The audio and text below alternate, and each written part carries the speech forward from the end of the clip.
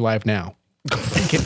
Yes. Okay, everybody, welcome back to the Boardshop podcast. I am going to be your host, Nathan Blackburn. We are here with Kyle Martin, grip tape connoisseur, amazing coiffed hair man, as well as pretty much the guy who made this all possible.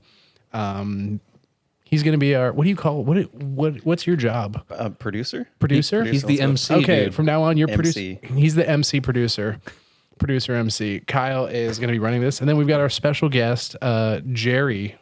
Gerry is from FS Boards. Foster Skateboards. Foster Skateboards. He's also the best dressed on our podcast so far, which is setting a new bar for us because I'm wearing a t-shirt I got for free. I don't know about you, Kyle. You probably paid for that one. Definitely paid for it. Oh, good for you.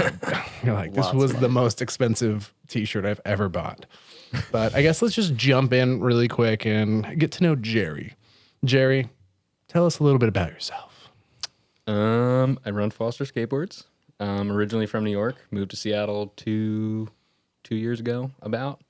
And yeah, I'm here. I make skateboards and I like to skateboard, and I'm 28, I guess, if that matters.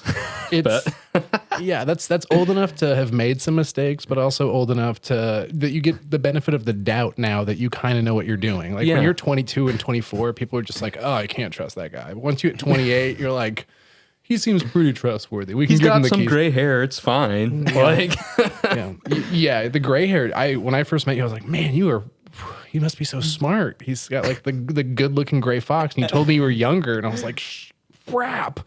I have no hair, so that's why I wear a beanie in this podcast, so no one can see my glaring bald spot with all the lights we've got on it and just blind everything. The white balance would be all off. But tell me about what you did, because one of my favorite stories from you has nothing to do with skateboarding, but was your job before moving out here when you were working for Enterprise. oh my And God. tell me about like what you were doing, and just tell me about the ridiculous like rentals that you were doing at that time. Yeah, so I work for Enterprise Rent a Car. I'm sure that if you've ever gone on a skate trip, you've probably rented from Enterprise. And Always get the insurance. well, the damage waiver. As I go into my fucking pitch from like 3 years ago, whenever it was. Yeah, this is actually probably really helpful because a lot of us have gone on road trips and like it's always like, what do you do? So, Gerry, please tell us what you do if you're going on a road trip with your skate friends and you need a follow car and you're like, my brakes are torched on my own vehicle. Let's go to Enterprise. So, how do we do this? So what you're going to do is you're going to book an economy car, and they're never going to have it. So you're always going to get upgraded to like an intermediate or a full size for free. And then you're going to just take the damage waiver because like it covers everything. You don't have to worry about it. You could literally drive that car off a bridge and they'd just be like, all right, I guess like it's fine. Like we had a dude, he literally returned the car with gunshots in the side of it, and he had damage waiver, and we were just like, all right, like I guess it's fine. Like there's blood all over the back seat, but like, dude, you're good. Like, Wait, this is a real story. yeah, this is a real one. Oh, where were you working for Enterprise? I was back in New York in like one of the not so great areas. But it honestly was a good fucking time, to be honest. Like, I mean, all the people that were in that area were super nice. All my coworkers were great, but like you definitely saw like a ton of stuff. Like there was this one dude, he used to rent a Suburban from us. He used to tint out our rental. And Like he would upgrade. He would pimp the rental ride. yeah. Okay. Yeah, dude. And like he put a button in the dashboard. Like he would take the car for like a year at a time. Like he would just come back to sign paperwork to like continue renting the car. And like he put a button in the dashboard of the Suburban that slid something across the license plate. So like he would literally go into like incognito mode, put limo tints on it, like completely deck this out. Like definitely was selling drugs. It's fine.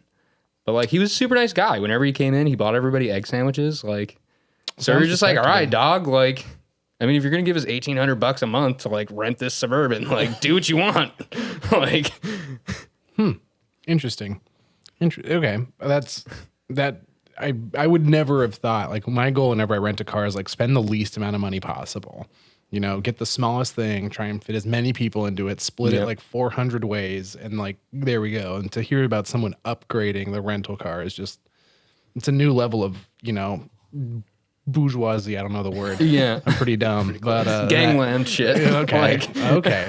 That's so very interesting. So you used to work at Enterprise, and then you were like, yo, how long have you been making skateboards and longboards? since 2009. Oh my goodness. Yeah. That is like right when I started working at Motion Boardshop. So you've been doing this a long time. Yeah. What were your first boards? I mean, they were made out of like solid planks of poplar, just like cut to shape, like super, super like ridiculous old school. Like I wasn't pressing anything. I was just like taking a sheet of poplar, cutting it to a shape. And then if I wanted to add a kicktail, like it was 3/4 of an inch thick. So like you kind of like sand up the bottom piece and then glue on a wedge. Like I was a junior in high school. So I was just like, all right, like this is a skateboard. Like it's fine. Yeah, so that's how it started. And then I started pressing boards out of my basement back in my house in New York and just kind of took it from there. Like made the brand, made the logo because the logo is important. Yeah, if you don't have a logo, it doesn't even work. Exactly. Yeah, and like here I am. Well, I'm super excited to talk to you because you do a lot of things. Like I've worked at some skateboard companies and some longboard companies, and one of the things that like I noticed about our company is like I did a very specific small job, and when I first met you, I was like, oh, and who does your graphics? And you were like, I do my graphics. And I was like, and who designs it? And you're like, well, I mean, someone does the CAD files, but like these are all my shapes. And I was like, oh, okay, and who presses it? And you're like, me. I was like, and who does your sales? And you're like, it's also me. I was like, oh my goodness, like you do it all. Interesting.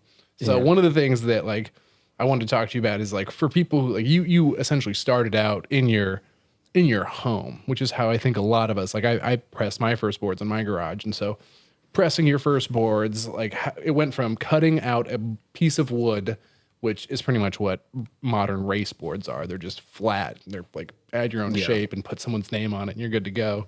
But with like your boards, when did you go from just cutting them to shape to pressing them, and how was that transition? And was it pretty easy, or was it just like a headache like every part of manufacturing a skateboard? I mean, at first it was absolutely miserable because I had no idea what I was doing. So like I was using an air press bag. So I was carving all the molds out of styrofoam.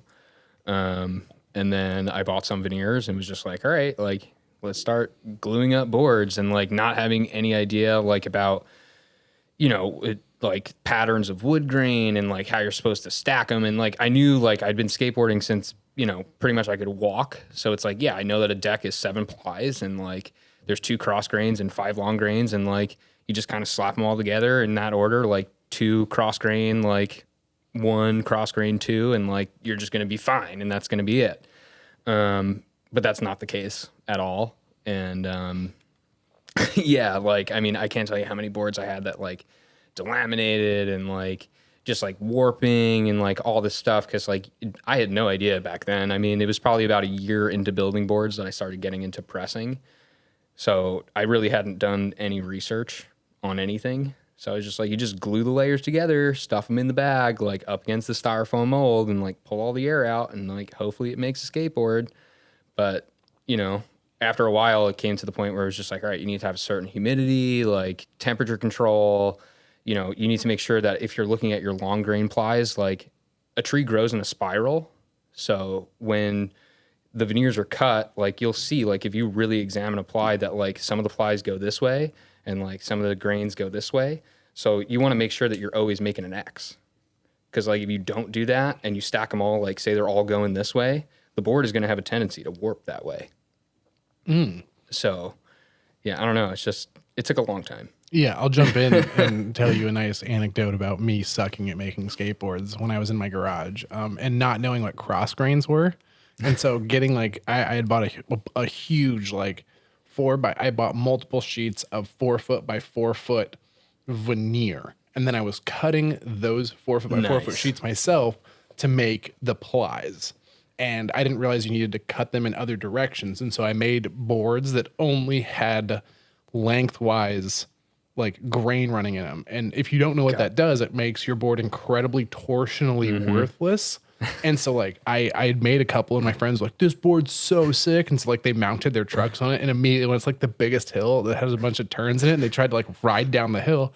And because the board has no cross trains, it like they'll like lean to the side and the whole board turns, but the trucks are still flat. So they're like, you know, they like all rode my boards and they all came back with road rash. I'm like, dude, this board sucks. And of course, I like spent like, you know, 2 weeks making these things. I was like, maybe you guys suck, you know, and like, you know, come to find out like 3 months later, like 50 boards later, I was like, oh, cross grains, like, whoa.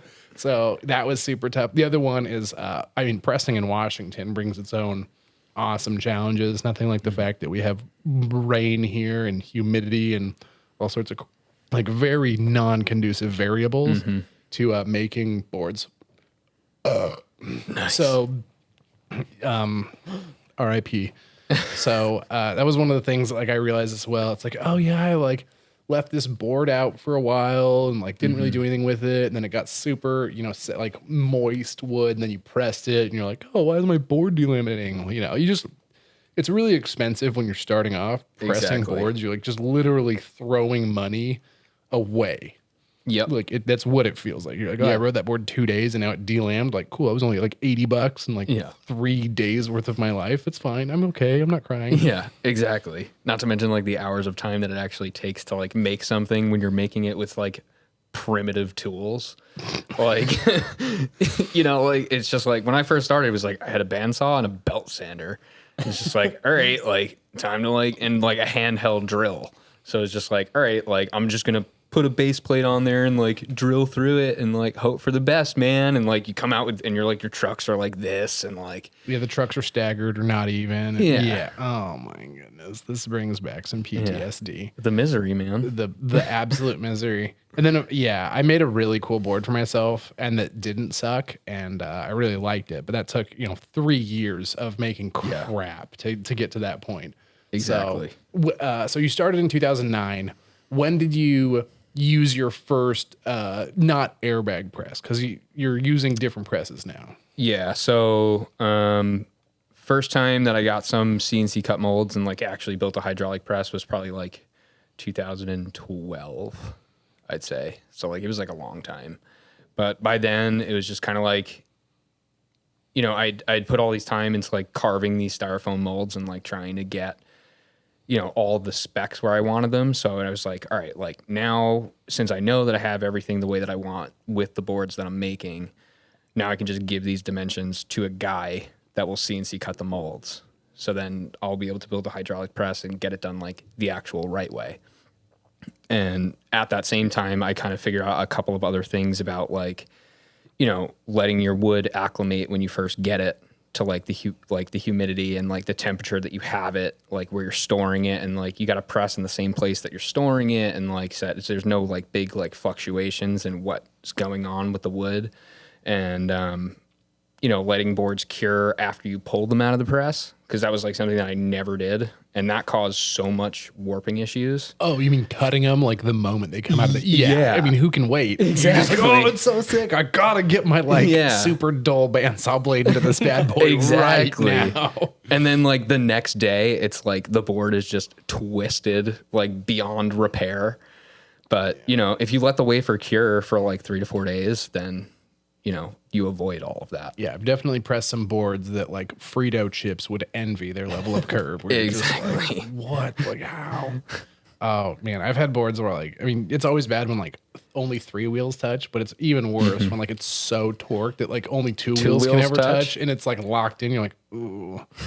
That's a team No board. amount of heat gun and like hanging weights off a table is going to fix this. Like, just not going to happen, dude. Yeah. Oh my goodness. That's PTSD. Pressing boards is so tough. Yeah. So you got your hydraulic presses. You had someone else cut your molds. And once you have like a CNC cut mold, like definitely a lot of problems get solved. Absolutely. Because you're like, okay, at least this is cut by a computer and not just me eyeballing it. Like you realize like, oh, I've been foot braking, so one of my shoes is lower. So you've been looking at everything a little crooked. And you're like, it's fine. Yeah. So you got that. And then graphics. You guys have always had some super cool graphics. At least the graphics that have come into our store that we've sold to customers have always been like, man, these are really cool graphics. And I was going to be like, yeah, I know the guy who makes them. He's also the guy who literally makes everything with this board. So he'll be stoked Nice. to know that as well. Yeah. So like, how did you? I mean, obviously you got a phenomenal shirt on, so it's no Yeah. surprise that you'd be artistically inclined. So like, graphics, how did you? I mean, pretty much as long as I've been skateboarding, I've been doing art. And originally when I went to college, I was like, I'm going to be a graphic design major, and I should have done that. But I ended up being a business major and, wasted my time. But I did take a couple of art classes. Yeah.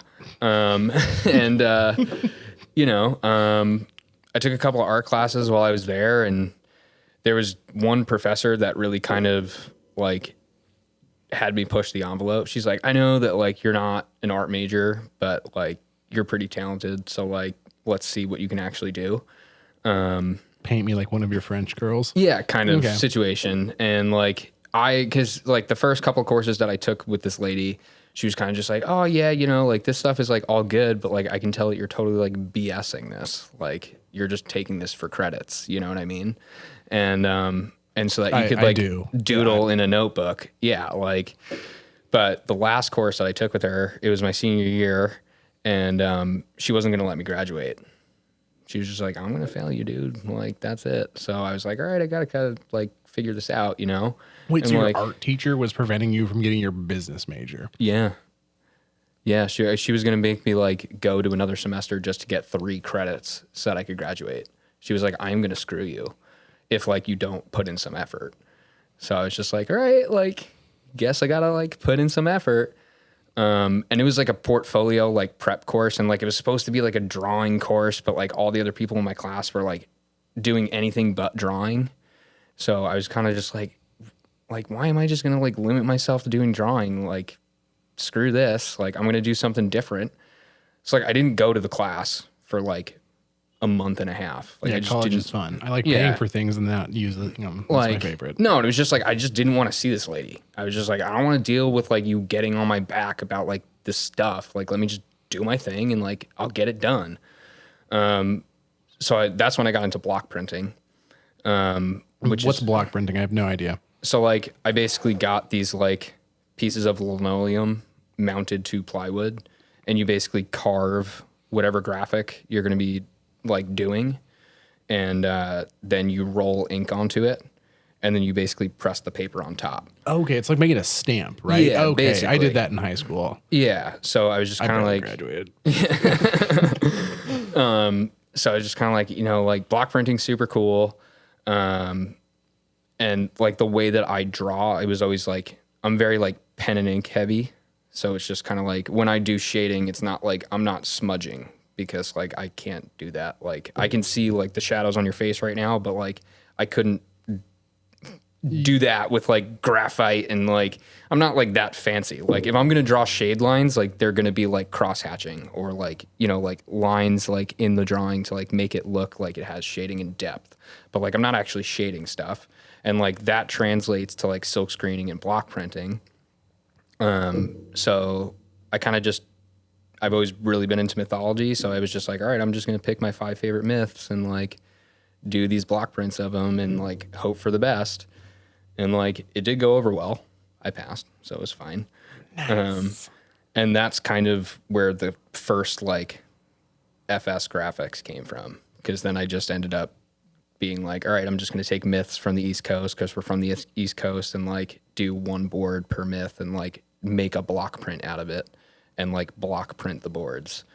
So that's where it started. Okay, and then for everybody who's not as familiar, so FS Boards is now Foster Skateboards. It's the entire same company, same structure, pretty much same everything. It just went from FS to Foster Skateboards. Yep. Which there's a lot of similarities there. You're like, yeah, FS just stood for Foster Skateboards, but now you see it's Foster Skateboards. Yeah. And I mean, it's mainly because like we were FS boards, and the main question that I would get from people is like, oh, what does FS stand for? And it's just What like, does motion boardshop stand for? Like- and you're just like, it was just a word, and I was like, yeah, man, make the website. Here we go. exactly. Like, so it's just like, I don't know, man. So like eventually I just got so sick of the questions that I was just like, all right, I need to make it stand for something. So then I really started to think about what like skateboarding is for me, and like what I want the company to be. And like, for me, skateboarding is just like the ultimate outlet. Like, I'm not very good at skateboarding. I'd say like I'm pretty mediocre, but like I use skateboarding as like a way to like get through like all of the difficult stuff, you know? So it's just like, and I want to use the company to help bring in other people that can use it as an outlet and like use it for something to make connection with other people and like build a community. So like that's where Foster comes from, because I want to like foster the community, foster skateboarding, foster like the vibes. Wow, that got deep fast. I like that. Yeah. That's Yeah. definitely parental supervision needed for that depth in the pool. Oh my goodness. We are no longer standing. That was okay. Phenomenal. I love it. I mean, and the other thing is you moved out from New York, and this is one of the nice things about skateboarding is as long as you skateboard, it's definitely your level of participation will be judged by your level of participation. Like if you skateboard, you moved from New York, came to Washington, you're like, yo, I skateboard, and immediately there's like people who are like, yeah, we do the same thing. Like you can be with us. You can sit at our table, and so that's like super nice. Exactly. So it didn't take you very long to get incorporated into our Northwest longboarding, cult where we we meet 6 months a year, and the other 6 months we look outside and we're like, ooh, it's wet. No. Yeah. Yeah. When's the last time you skateboarded? Yesterday, actually. Oh wow, this guy! What a tryhard! Yeah. Well, not yesterday. The day before yesterday. Whenever it was sunny and it didn't rain. So I guess that was Saturday. Saturday evening. I guess. September? No. I like look outside and I'm just like, ooh, it's crappy snowboarding. Yeah. So it's nice that you're able to do that. By the way, sometime you're gonna have to go snowboarding. I know, man. I know I've been threatening you with this for the last like 2 years. You've been living here, like, hey, you should go snowboarding. You're like, no, I'll do it next week. And every week you're like, no, something's going wrong with making skateboards. Yeah, I mean, Getting a business license in Washington's super difficult. dude, it is. It's really difficult, right? You're like looking into stuff and all the help you get. So I was just like, no. Yeah. It's just like, I don't know anything about the law. I try to avoid the law. I'm a skateboarder. Like, I don't want to be involved with it. But now, like, I kind of need it. So, like, You kind of need to file your taxes appropriately. Yeah, like, you know. They find you fast. They're like, we noticed you didn't give us our $14 from 2 months ago, so we're here to literally break all your stuff. I know. And that's what I don't want to run into. So, It's responsible. Trying to get it right. That's a 28-year-old. Exactly. That's a 28-year-old. That's the gray hair talking. Yeah, the 21-year-old's just like, dude, press the boards. Don't even worry about the don't even taxes. worry. Like, can you pay me in cash? I take Venmo as well. Like, oh, that's not going to backfire.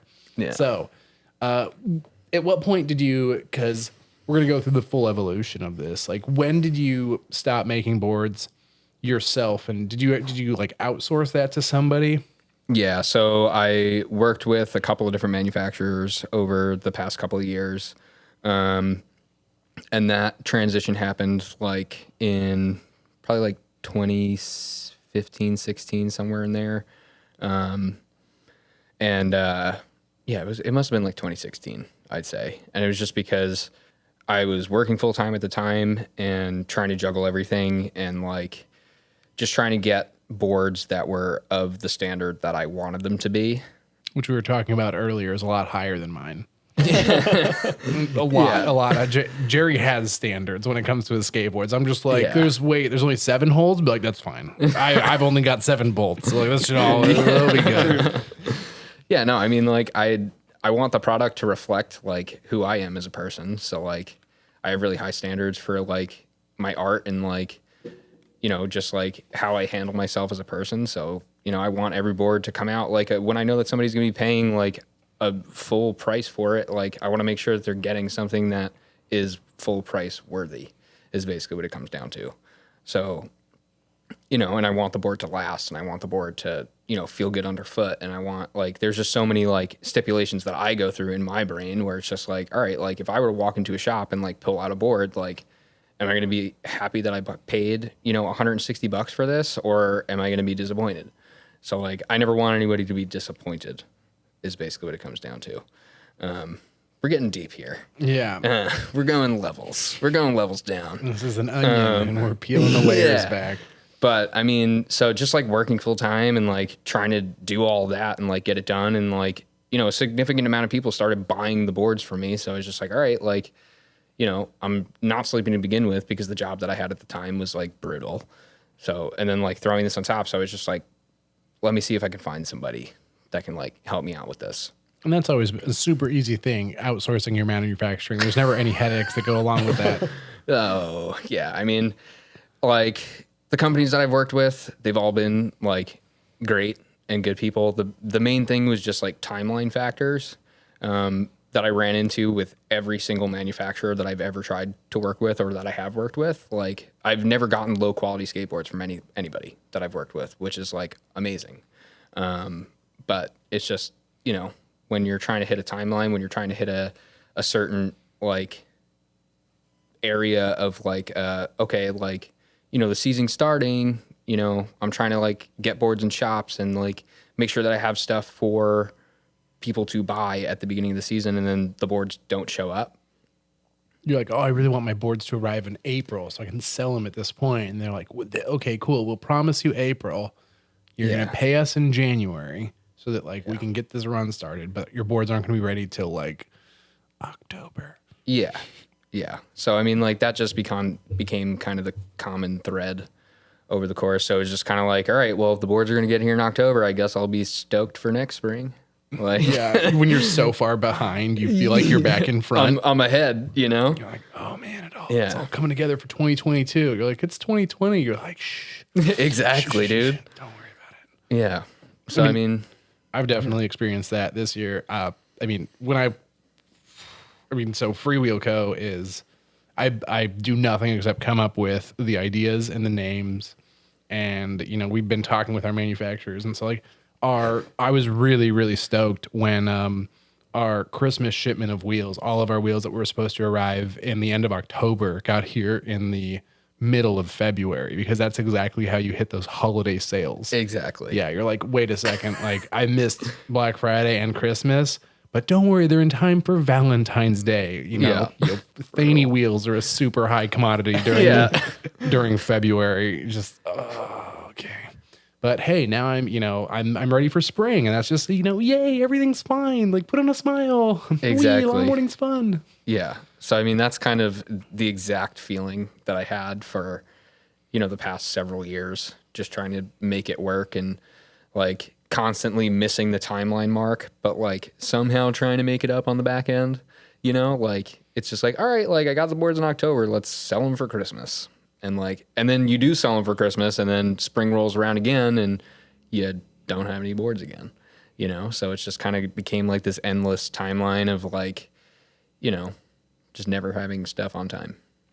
And that's when you were trying to outsource. And so since moving to Seattle, you have switched that up, and now you just started your own manufacturing operation again because it was so easy the first time. I thought, damn, let's do this again. Let's do this again. Because I've been checking in on you as you've been going through this process. And so where are you at right now? I mean, I have a very small shop space.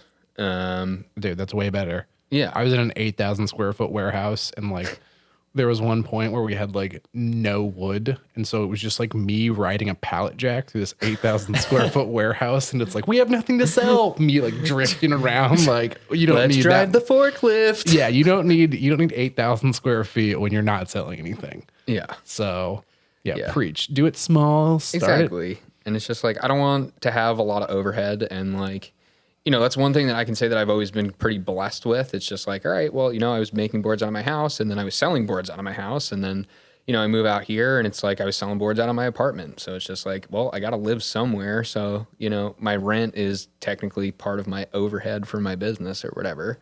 So it's just, let me just get the small shop space that will be functional for me to do this. So that's what I did. And I don't have a lot of overhead, and I mean, there are some like complicated, like I don't have a spray booth. So like that may be a little difficult, but you know, will I make it work? Yeah.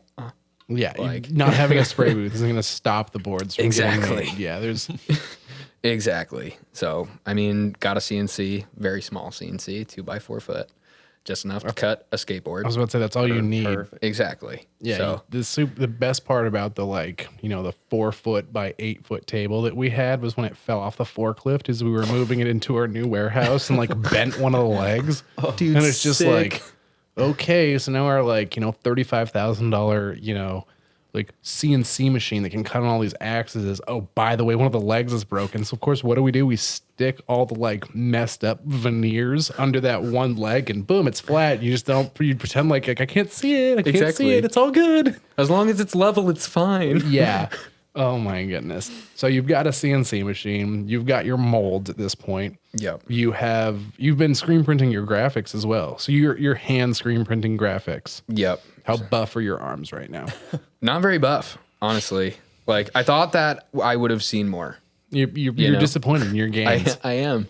Okay. I am. Almost 0 gains, dude. 0 gains through screen printing. If you're not familiar with what screen printing is, it's essentially like if you live in like Texas or Southern California, this reference is going to go completely over your head, but it's like trying to scrape the ice off of the windows of your car, but you have like a Post-it note. And so you have to like push that Post-it note into the ice so hard. And essentially what you're doing is you're trying to force ink through a silk screen that has like a pattern in it that only allows ink through where your graphic is. And so you have to press it so hard to get it onto this like not flat surface, which is your veneer. I don't care what the manufacturers say that make the veneer. Never have I seen a flat one. No. Like it does not exist. They're barely even flat when they come out of the press. And like you're like, oh God. Exactly. That's why we sand them afterwards. Yay. Although I had to do all the sanding pre-screen printing because can't sand off the graphic. So here I am. Yeah, dude, I had to stain all veneer because like some of the models are going to have stained veneers and then other ones are just going to be like plain wood, like with the design on it or whatever. So I had to stain all the veneers and then that raises the grain, which is basically like the grain starts to stick up a little bit. So then you have to sand that flat so that you get it nice and smooth. So when the clear coat goes on, it doesn't look like crap. How long did it take you to figure that one out? Oh, it took me a while. I was just like, why is it not? Like, what is going on? Like, dude's sick. Don't worry about it. It was calming down my aggression. Yeah. Perfect timing. Perfect timing. Yeah, no, that took me a while. So, like, I stained all of them and then sanded them all down. And now, I got pretty much everything silk screened at this point. So, like, basically almost about ready to, like, pull the trigger and start pressing decks and going through that whole rigmarole. Mm-hmm. Rigmarole? Yeah. Is that a technical term? Yeah, dude. It's right up there with a shit ton. Exactly. Kyle and I were talking about this. Like when I was ordering grip tape one time, they were like, yeah, we can sell you, like our minimum order quantity for grip tape is 4 miles. And you're just like, I haven't thought about grip tape in miles ever. Yeah. That's crazy. Yeah. How many boards is that? Yeah, you're like you're doing the divided rough by 36 inches. Like, okay. And they're like, yeah, it's gonna be this many pallets. And you're like, I don't think about grip tape and pallets either. Like, give me like, okay, it's gonna be like, and they tell you, and you're just like, oh crap, that's gonna be like 5,200 boards. So in case you're wondering what it looks like to have like 3 miles of grip tape left, like I got you covered. Dude, it's sick. It looks like depression. And I've got a lot of depression in the back of this shop right now. 36 and 56 grit, and it barely sticks, but don't worry about that. Nice. So one of the things that I've always kind of appreciated about you, and this is definitely something that happens when you are a smaller manufacturer, you see some of these bigger companies and where they had started out with versus where they had like where they're at now sometimes is different, and you're kind of like, oh, this brand has evolved and they've moved away from some of the things that initially made them popular. Mm-hmm. I don't want to name any names, but you see, like they'll make really cool, very awesome concaves and very cool like products that cater to the like more core part of the market, people that are actually riding the boards for what they're intended to versus like, not that pushing a board around in a circle isn't awesome, but you like notice some of these boards, like the features get more mellow over time and some of the boards develop less like awesomeness. And your boards have kind of stuck true to like people who actually skate look at them and they're like, this is awesome. Like this has the features that make me want to free ride and like ride this down a hill. And I think that is something that like has always kind of drawn me to the brand. I mean, the graphics are cool, but at the end of the day, like I don't ride the graphic down the hill. Like I got to stand on it. And like some of the things that you've been doing have been really like right up my alley. Like I like micro drops. I like things that are like you know, if there's a feature on a deck where someone would be like, I don't like boards that have that, like typically I'm into it because there's a lot of boards out there that are like, no, you don't get it. Like it's just radial concave. And you're like, oh, boring. Like I can go to Walmart and get that. Like Exactly. I want some cool features. Like, I want something that looks unique. And so like, why did you decide to make your life harder? Because pressing those features is like the worst. Oh yeah. I mean, it's definitely like way harder. But for me at least, it's just kind of like it comes back to like making what the people want, like, and like helping the community get what they want. You know what I mean? Like, and it's like the stuff that I also like to ride. Like, you know, you'll never see a board from me that has, you know, some crazy concaves that I've seen on the market where it's like an inch of elliptical concave on like a board that's 9.5 inches wide. It's just like, all right, well, you're going to put my foot to sleep. Like, that's cool, I guess. But like, I fixate on things that, you know, I want to make sure that the rider is comfortable, but also has points on a board that like they know where they are so that you don't have to look at your feet. Because like, I know at least when I'm skating down a hill, the last place that I want to look is at my feet.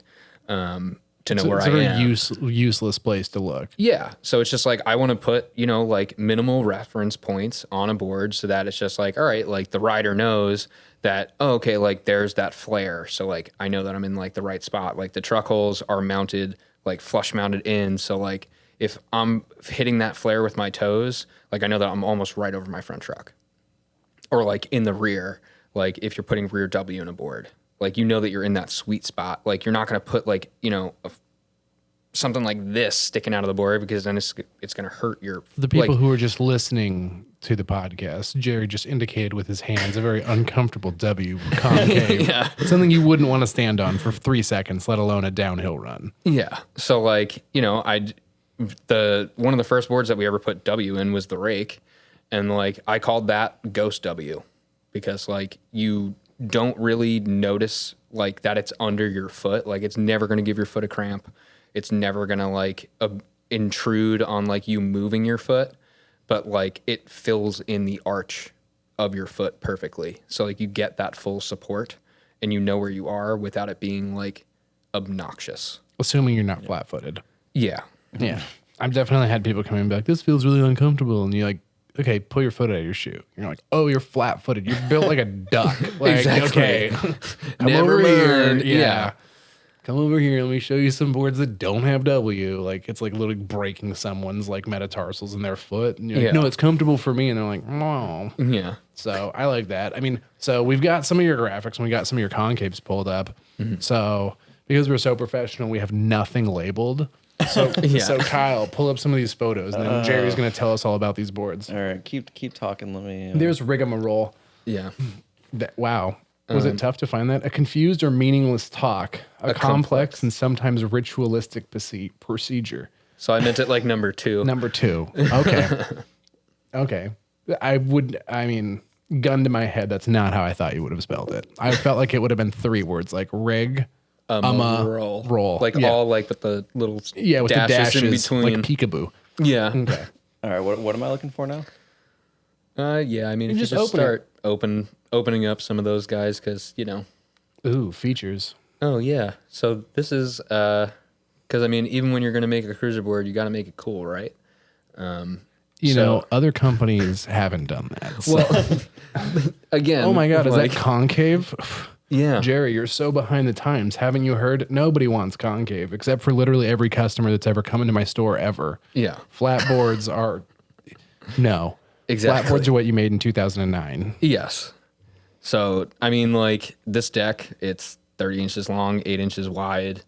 It does have radial in it, but like there is a little bit, like, I don't know if you can tell, like if you look at the photo to the left, like you can see like there's a little bit of a flare, like up towards where the trucks mount. So like there is going to be like a little bit more concave there for your foot. Yeah, so I mean, and this is our street deck mold too. So like our smallest street deck size is going to be coming out of this mold too. And, you know, it's there, it's comfortable. Like, I mean, at 8 inches, you're less than a ½ inch of concave. So like, again, it's not going to cramp your foot, but. And that's just the cruiser. That's just the I was looking at that like, man, that thing is sick if it's like 40 inches long. Oh, wait. You'll see. I don't know if I can wait. I'm gonna have to grab my imbibement juice. Yeah. I'm just trying to work out. That looks how to awfully work my, simple. Yeah. computer here. That looks a lot like the last one we just looked at, Kyle. Yeah, it is. Would you go as far as to say it's almost the exact same thing? Yeah. Okay, cool. I mean, if you want me to give the other Oh, here we go. dimensions, Here we go. 14.5-inch wheelbase, 6.5-inch tail, 3.5-inch nose. Don't talk to me until the wheelbase is at least 29 inches. Yeah. Just in case you're listening at home, 29 inches is definitely not going to make you a better skateboarder. You could stick somewhere reasonable like 25, 26 inches, and you'll be happy. Once you get to 29, you've pretty much given up on life, and that's where I'm at. The screen is just so far away. It's hard to see.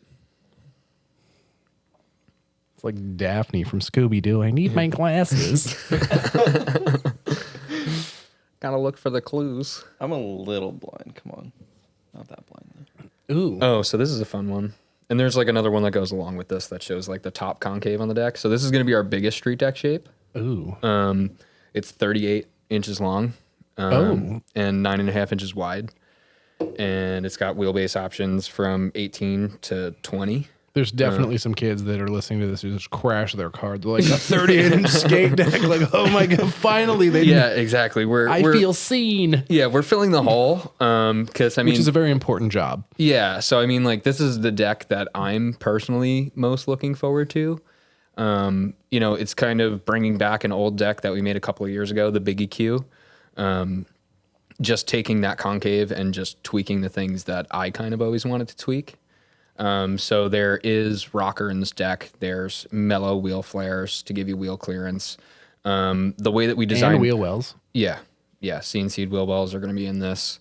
And the way that we actually figured out the truck mounts is that if you're in the inner truck mounts, you're going to want to ride something like an independent or like a parish standard. A traditional kingpin truck. Yeah. So like, because that's going to create, because the pop angle on this deck is much lower than like a normal street deck.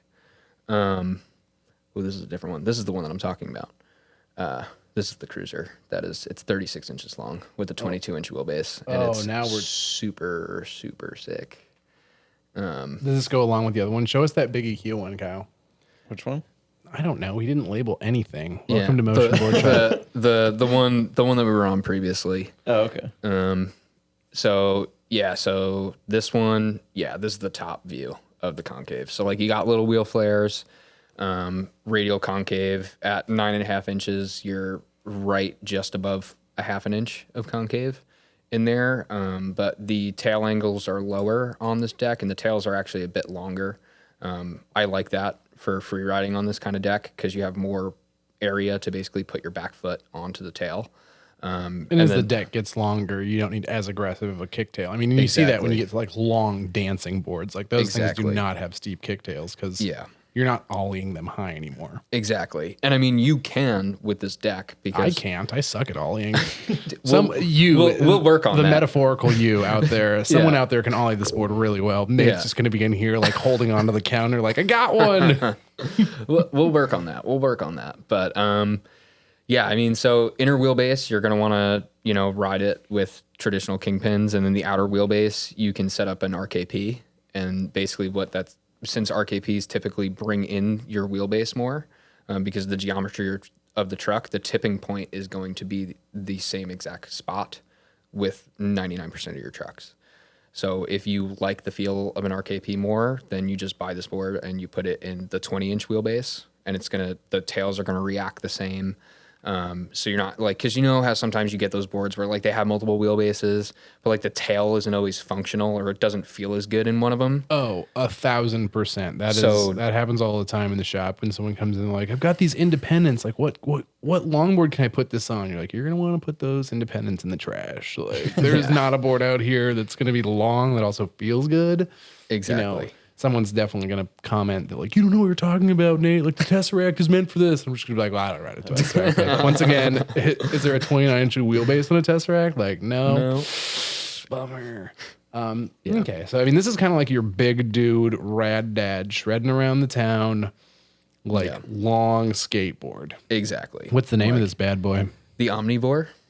The Omnivore. Yeah. What does that mean? Because like when you're an omnivore, you eat both meat and vegetables. So this you can hit hills, but also skate the streets. So if you want to ollie this, you totally can. If you want to slide, you totally can. It does it all. It does both. You want to carry it around your local college campus? You also can do I mean, this. I guess you can. It eats. But That's what we're talking about. Yeah, Now show so- us that. What was that other one you pulled up, Kyle? This is the one that you said was like the 36-inch. yeah. This thing. So Make it big. yeah, so this also has its own mold because we're super extra and we need to make our own mold. There are companies with for a like cruiser. 14 boards coming out of one mold, and you're like, no, we need 3 molds for one board. Yeah, the cruiser that we're gonna sell for $85, we're just gonna drop bombs and make them its own mold. So as you can see, A little bit of rocker, a little bit of concave. I'm loving it. It's a lot of rocker. It's like 3/4 of an inch. Don't let the flat TV screen fool you. It's a lot of rocker. Yeah.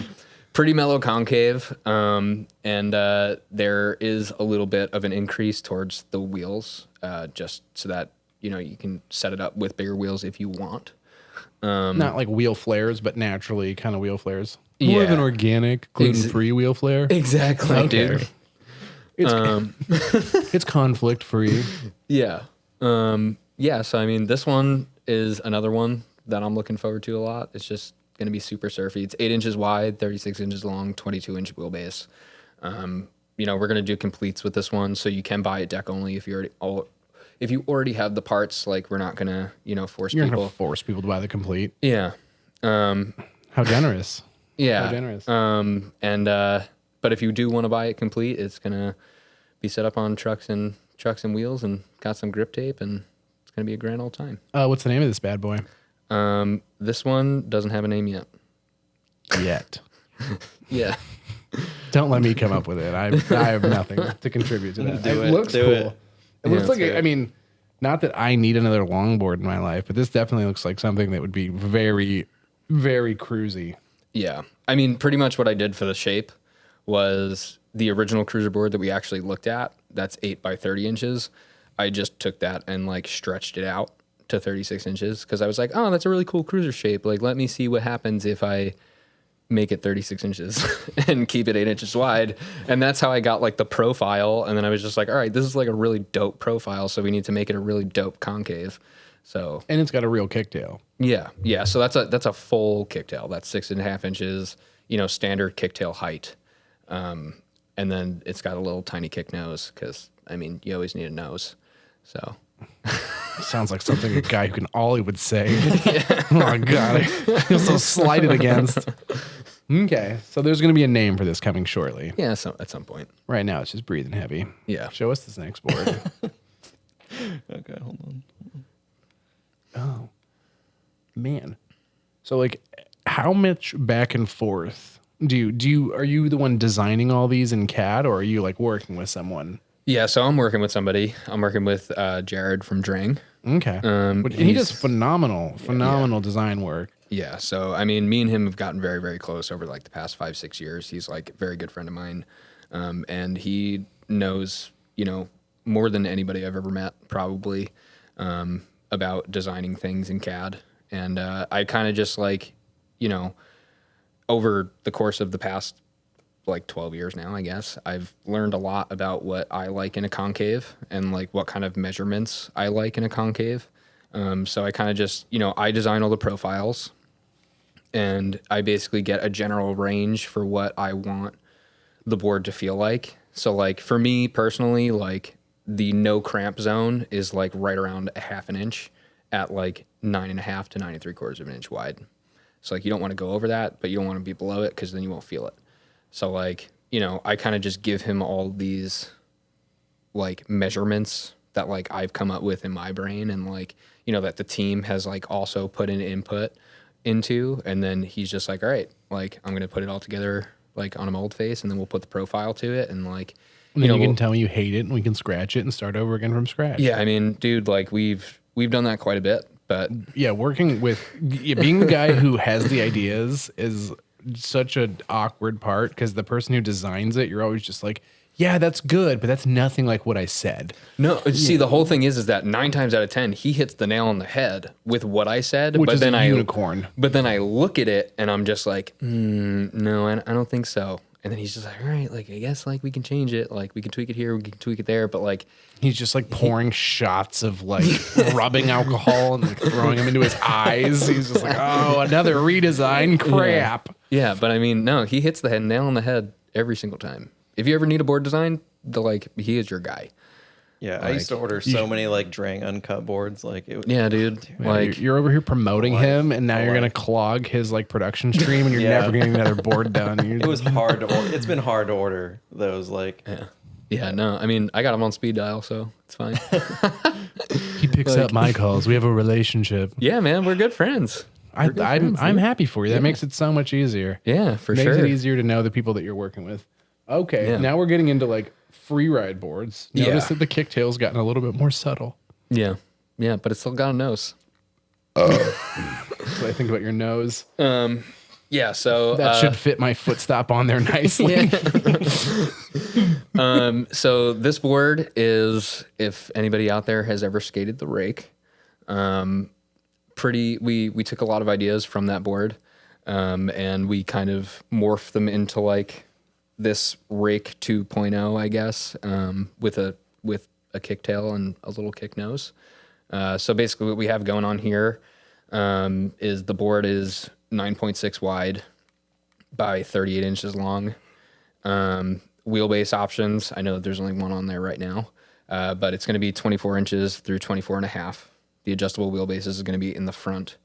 And the reason why we did that was because we wanted the one in the back to be a solitary angle. So basically, most people are going to be setting this up with RKPs. So again, when you get into those boards with the adjustable wheelbase in the back with the kicktail, if you push it too far back or too far forward, that tail is going to feel like garbage. So like we're just not going to give anybody an option. We're just going to Like, protect you from yourself. Exactly. Like, we trust you to set this up. Just we don't trust you that much to set this up. Exactly. So Okay, like we fair want enough. it to feel good all the time. So we're going to put the adjustable wheelbase in the front. Yeah, it's got flares. It's got a little bit of W in the back. Yeah, so that's the same W that came off the rake. It's just a little bit longer and slightly wider, but the height is the same. Yeah, and It's then subtle. Yeah, It's a subtle U. Yep. I love it. Ghost W. And what it obviously kicktail, 38 inches long. Yeah. This is that like fan favorite. This is where a lot of people end up coming in. Because I forget what board that we had in the shop. It was this one. But it was definitely one of the better selling ones. Because we had two boards that both had kicktails. And those ones were like, Yeah. Gone. So you're thinking of like the Whittico. Yeah. This is like the Whittico and the rake had a baby. Is basically what it is. I took the features that like the team and I liked and like just feedback from like people. And like this goes for anybody listening. If you have one of my boards and you want to give me feedback, feel free to hit me up because I do take it to heart. he even cries when it's negative feedback. But if it's positive feedback, Honestly, I appreciate the negative feedback because like it lets me know that like there's still room for improvement. If everybody's just like, oh dude, like you hit it, then it's just like, all right, well, you know, I guess I'm just going to make the same skateboard for the rest of forever. And like, that's super boring.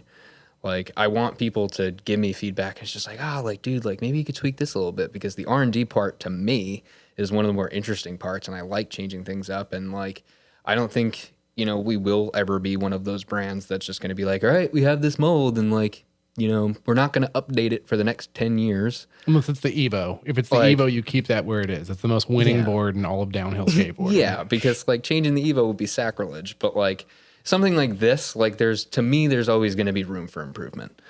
So like I like when people can steer me in the right direction and like I have the team that steers me in the right direction and then I just have like my own, you know, general skating knowledge to help like, you know, just continue the progression. I love it. So yeah, And what's the name of this one? this one also doesn't have a name.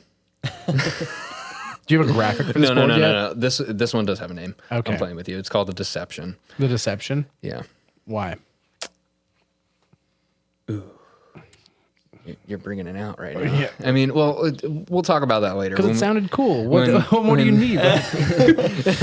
When we bring up the graphics, we'll go into that because I need the graphic to explain. Okay. Okay. So this one's called The Deception, and we'll get into that later. Yeah, the deception. I mean, I like it. I think, I mean, I've always said this. You do a really good job. I like seeing the 3D rendering. It's a lot cooler when you have all the boards, but, that's just, We'll get there. ...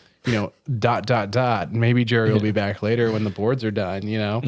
And now that you're making them all yourself, we've only got one person to blame, and that's you. Oh, I And know. although you've got Jared on speed dial, I've got you on speed dial. This is true. And I don't know where you live, but I know roughly where you live, and I got a loud basically- horn, so I can just drive around Capitol Hill honking my horn with you on the phone until I hear where you live, then I can kind of zero it in from there. Yeah, So that should work out pretty well. it would. Your poor girlfriend, she's gonna be like, who's that asshole out front in the Subaru? I'd be like, oh, He just keeps screaming Silver Fox. Ooh, is that the same board? yeah, just different angle. Ooh, I like that. that's the That's the perfect place for a W. Yeah. So yeah, way better there than anywhere else. Like Yeah. if it was in the kicktail or if it was in your front foot, you'd be like, what in the ass? Front foot Yeah. W. This is kind of a naughty little angle that under the board. So you got flush mounts. Yeah. Wait, so you got flush mounts and wheel wells, and you're doing that all in house. on the CNC machine Oh my! because we have one of those now. Oh my god. Yeah, that's what a expensive piece of machinery just so that you can have flush mounts. Yeah, exactly. Like I'm gonna spend like 30 grand just so that I can have some flat truck mounting so that I can high side. Like, oh, Yeah, I mean, hey man, for the love of the game. it is what it is. Exactly, Yeah, dude. you spend all this money and then still go out on the high side. You're like, but crap, I mean, no. I mean, that's that W looks nice. The flush mounts look good. The real trick is if it comes out looking like that, then obviously people are gonna like it. There's a huge gap in the market right now for like nice sized free ride boards. A lot of companies have been steering away and like, oh, we're gonna make shorter boards and skinnier boards. And although that's where like the race scene's going, like no one in the race scene spends $1. They're all getting like, oh, like blah, blah, blah, blah. It's like, okay, cool. Like how many of your pro model boards got given away to team riders? And then how many people that pay full price ride it? Like, oh, none. Yeah. It's weird. How many people ride a Tesseract that paid full pop? Like a bunch. That's because like 38-inch boards are cool, man. Exactly. And this thing's sweet. And more people free ride than race, especially during COVID. Not that you should be downhill skating because like, hospital beds are for people with COVID, not for people with road rash in their nipples. But like this. No, dude, this you repaired that at home. You can handle road rash. If Yeah. you can't handle road rash at this point in the game, then like Tegaderm. For anyone at home that Exactly. does not know, this is one of those like Oh yeah. 28-year-old things you got to go on. Yeah. I'm not advocating for Amazon. Amazon's not they're literally the enemy of my business. But Preach. if you're looking for Tegaderm on Amazon is really cheap. You can pretty much buy it by like the square foot, and that stuff will increase your healing time. TEG derm. Tegaderm. derm. And it's great. Yeah, I've tried to put so many people onto that, and they're just dudes that want to let it scab over, and rip the scab off every like 2 days. And then you go into the shower and the gauze is stuck to the like No, it just like Tegaderm. Tegaderm, Yeah. dude. You really can tell the difference. Like I skate with some people who just like they've always got open road rash, and you're like, this is literally how you get staffed. And I skate with like my other group of friends that like have jobs and cars and like can get a loan, and like they're always like, oh, I got a little road rash, and they like put Tegaderm on it, and you're just like, those are the people when you like. That's like, oh yeah, I spent all my beer money. I have no Tegaderm money. It's like, wait a second. It's like you bought a substance that's gonna make you crash more, and you can't afford to repair it. It's like, I bought this car, but I've got no gas money. Exactly. Like, oh man, my first aid kit is so stacked. I've got so much gauze. I've got like, oh, it's so nice when you have Tegaderm. it saves you the ER bill, dude.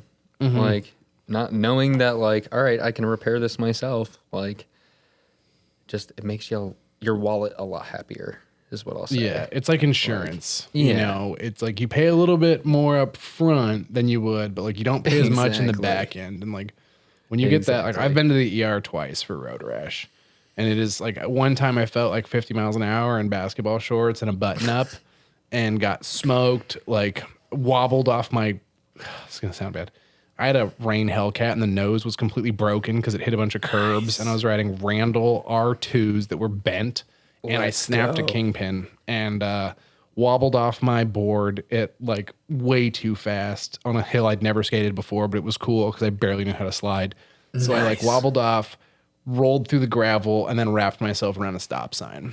And it was not good. And then, of course, I was in the emergency room, had to like call out for my job. It's like, I can't come into work. And like, they're like, what happened? I was like, I fell off my skateboard. And they're like, dude, it's just a little fall. And I like sent him a picture of me like literally like just Michelin man. Yeah. And they're just like, oh yeah. Like, I was like, I literally can't put pants on. I've got so much road rash on my butt. Like, please let me not come to work. Yeah. And they were kind enough to be like, you're an idiot. So, but you don't have to come in. Yeah, but you don't have to come in. We're just going to make fun of you for the next 4 years of your life. Exactly. You'll pay. So, next board. Ooh, next board. Okay. There are more boards, right? Yeah, I think there's a couple in there. And there's a couple that like the ones that we've been talking about are all the ones that we're going to be like focusing on in the very beginning. Like this one. This is another one that's going to be happening in the very beginning. It's the mid-size street board that we're going to be doing. I see flares. Yeah, so this is going to be its own mold too, because that's what we like to do.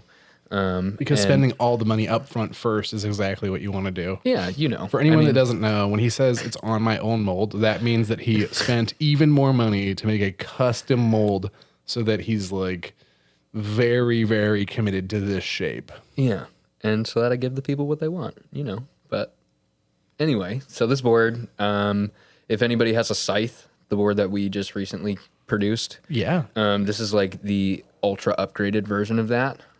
So pretty similar dimensions. We're going to trim it down to 9 wide, adding in some flares to it. Added in a little bit of rocker, actually. Yeah, 16.5-inch wheelbase. So it's like right in that sweet point where you can really like street skate this board, but like you can still, you know, if you want to go to a hill or like a bike path that we have so many of out here, like you can totally use this thing and like get around. Yeah, Seattle's definitely a special place if you want to skate less dangerous bike paths. We have that stuff in spades. If you if you wonder why so many of my personal Instagram videos are on bike paths, it's because I am a coward. Skating live roads is scary, and our bike paths out here are boundless. Yep. So we've got some that like are even too dangerous to skate. So yeah, I'm very excited. So what's the name of this bad boy? This is just the Scythe 2.0. Scythe 2.0. Excellent. Yep. Yeah, that was one of our better sellers. And the graphic that was on it was absolutely stellar. Did you keep that graphic? No, we had to completely change it because it was bored. Yeah, I mean, half that, and then also just like the graphics that we did on this last run of boards, they were all heat transfers. So, you know, they're covering the entire deck because it's easy to do that. But now that I'm screen printing, like pre-press, and just like sizing of screen wise, and like, you know, you have to leave enough space. So unless I was going to just go out and custom make screens for my graphics, which I might do in the future, that's not out of the question. But right now we're keeping stuff smaller. So the graphic is different. Same vein, but different. Okay. Yeah. I'm liking it. But this is just a very straightforward. Like, this is, if you're a tech slider, you'd be like, this is a great tech sliding size. But for everybody else, like, this is just kind of like a slightly bigger board. Slightly bigger street board is basically what it is. Which there's a huge market for. Yeah. One of the things that's like the toughest to keep. Like, every company that's like makes a bunch of skateboards make like one kind of bigger size skateboard, and it always sells out. And that's one of those things, like, I don't know if anyone's familiar with like the Andy Anderson flight deck that's like 9 inches wide. Like, that thing, if you own one, you can sell it like for more than you bought it for. People are killing for that board. Yeah. I mean, granted, I think Andy Anderson's probably one of my favorite skaters to watch. He's just wickedly creative, and he wears a helmet, so props to that. But one of the things that like that board looks like every other board that's in the market, it's like, oh, look, another popsicle shape. And then that thing's like kind of cool. And like the way he rides it, you're like, okay, it's fire. This is not another kickflip down a 12 stair. Exactly. He's like, oh yeah, you saw that handrail? It doesn't go anywhere. Watch. Oh my goodness, what's this bad thing? So this is going to be something that we're probably going to be working on for the summer. So this is going to be like round 2. This is going to be our dancer shape. So yeah, I know that you're excited. This is what's the wheelbase? Guess what the wheelbase is, It's my 29 man. inches. It's If you- 29 Nate's downhill inches. board. I mean, obviously Jerry and I are good friends, but I've been working with him for a long time, and just like, you think that you guys give him creative feedback. I give him a lot of negative feedback. Yes. There's a lot of stuff that I talk to him about. I'm like, man, this would be really cool. And sometimes it's like, it'd be really cool if you had more decks we could sell. And he's just like, yeah, okay, cool. Well, I guess I just don't have decks. But this thing, so tell us about the specs. I mean, obviously the concave from all the way back here looks really cool, but this is something that we were kind of talking about. So tell everyone what you did after I told you what I wanted, and then you completely ignored what I wanted and made something cooler. Most importantly, because I was like, I want this. And you're like, cool. And just like literally drawing like big N-O on a piece of paper. Like, I'll make that. Scratch that off the list. This board, do you need one? No, yeah. Okay. Yeah, Thanks, man. On this week's episode of ASMR Sounds, what's this? Oh, there we go. There we go. Oh, thanks, man. Do we have another for the producer? You should get a 24-ounce Truly. Obviously, we've got more. They're in the back. Unfortunately, I can't get that for you. Watch, I can go to the big view, and you guys can keep talking. In case you guys don't know, Sick. Kyle's the reason that this is all possible. I know you guys recognize me, but you need to recognize that Kyle is the actual man behind the curtain. He's also the man in front of the curtain. He's the reason that this episode is so much more professionally lit. He's the reason we can switch between all our views. He's the reason we even have microphones. He was like, no, dude, the cameras will pick up the sound. And he just like is looking at me like, no, you idiot. Like, you can't do it this way. So it is what it is. It is what it is. So tell us about this dancing board, which I mean, we've been selling dancers. It has been a growing scene. There are a lot of people who look at downhill and they're just like, no, like, that looks like the worst way to spend my weekend. Like, that looks dangerous. Like, I'm having a panic attack looking at it. But freestyle dancing, there are garages around here that are dry and lit year round. You can do it almost any time. You don't need a hill to do it. You can do it in parts of the country where there aren't hills. And it just caters to a lot of people who would rather, and like for me, like I like riding a board that is just less intense. It's more about like having a good time. So tell us about this. And what's the name? This one is the Locomotion. Yeah. Ooh, do the locomotion with me. Exactly. I love it. So it's 44 inches long, 29-inch wheelbase, 9.5 inches wide. The concave, we went pretty standard, like nothing, too obnoxious, because obviously it's a dancing board first and foremost. Yeah. So like you want your feet to be able to move around. And like one thing that I'm no dancing expert. So like, don't let my talking in these next few sentences tell you anything different. But one thing that I've noticed when I do my measly cross steps on a board is that if a concave is too steep, your feet tend to catch. And that's no fun. So concave is it's definitely there, but it's not going to catch your feet up. So you're going to be able to have a good time and, do all your fancy footwork without anything really intruding. And then as far as like, I know that me and you were talking about possibly putting small micro drops in this board. Again, just It to looks try like to you vetoed that shit pretty fast.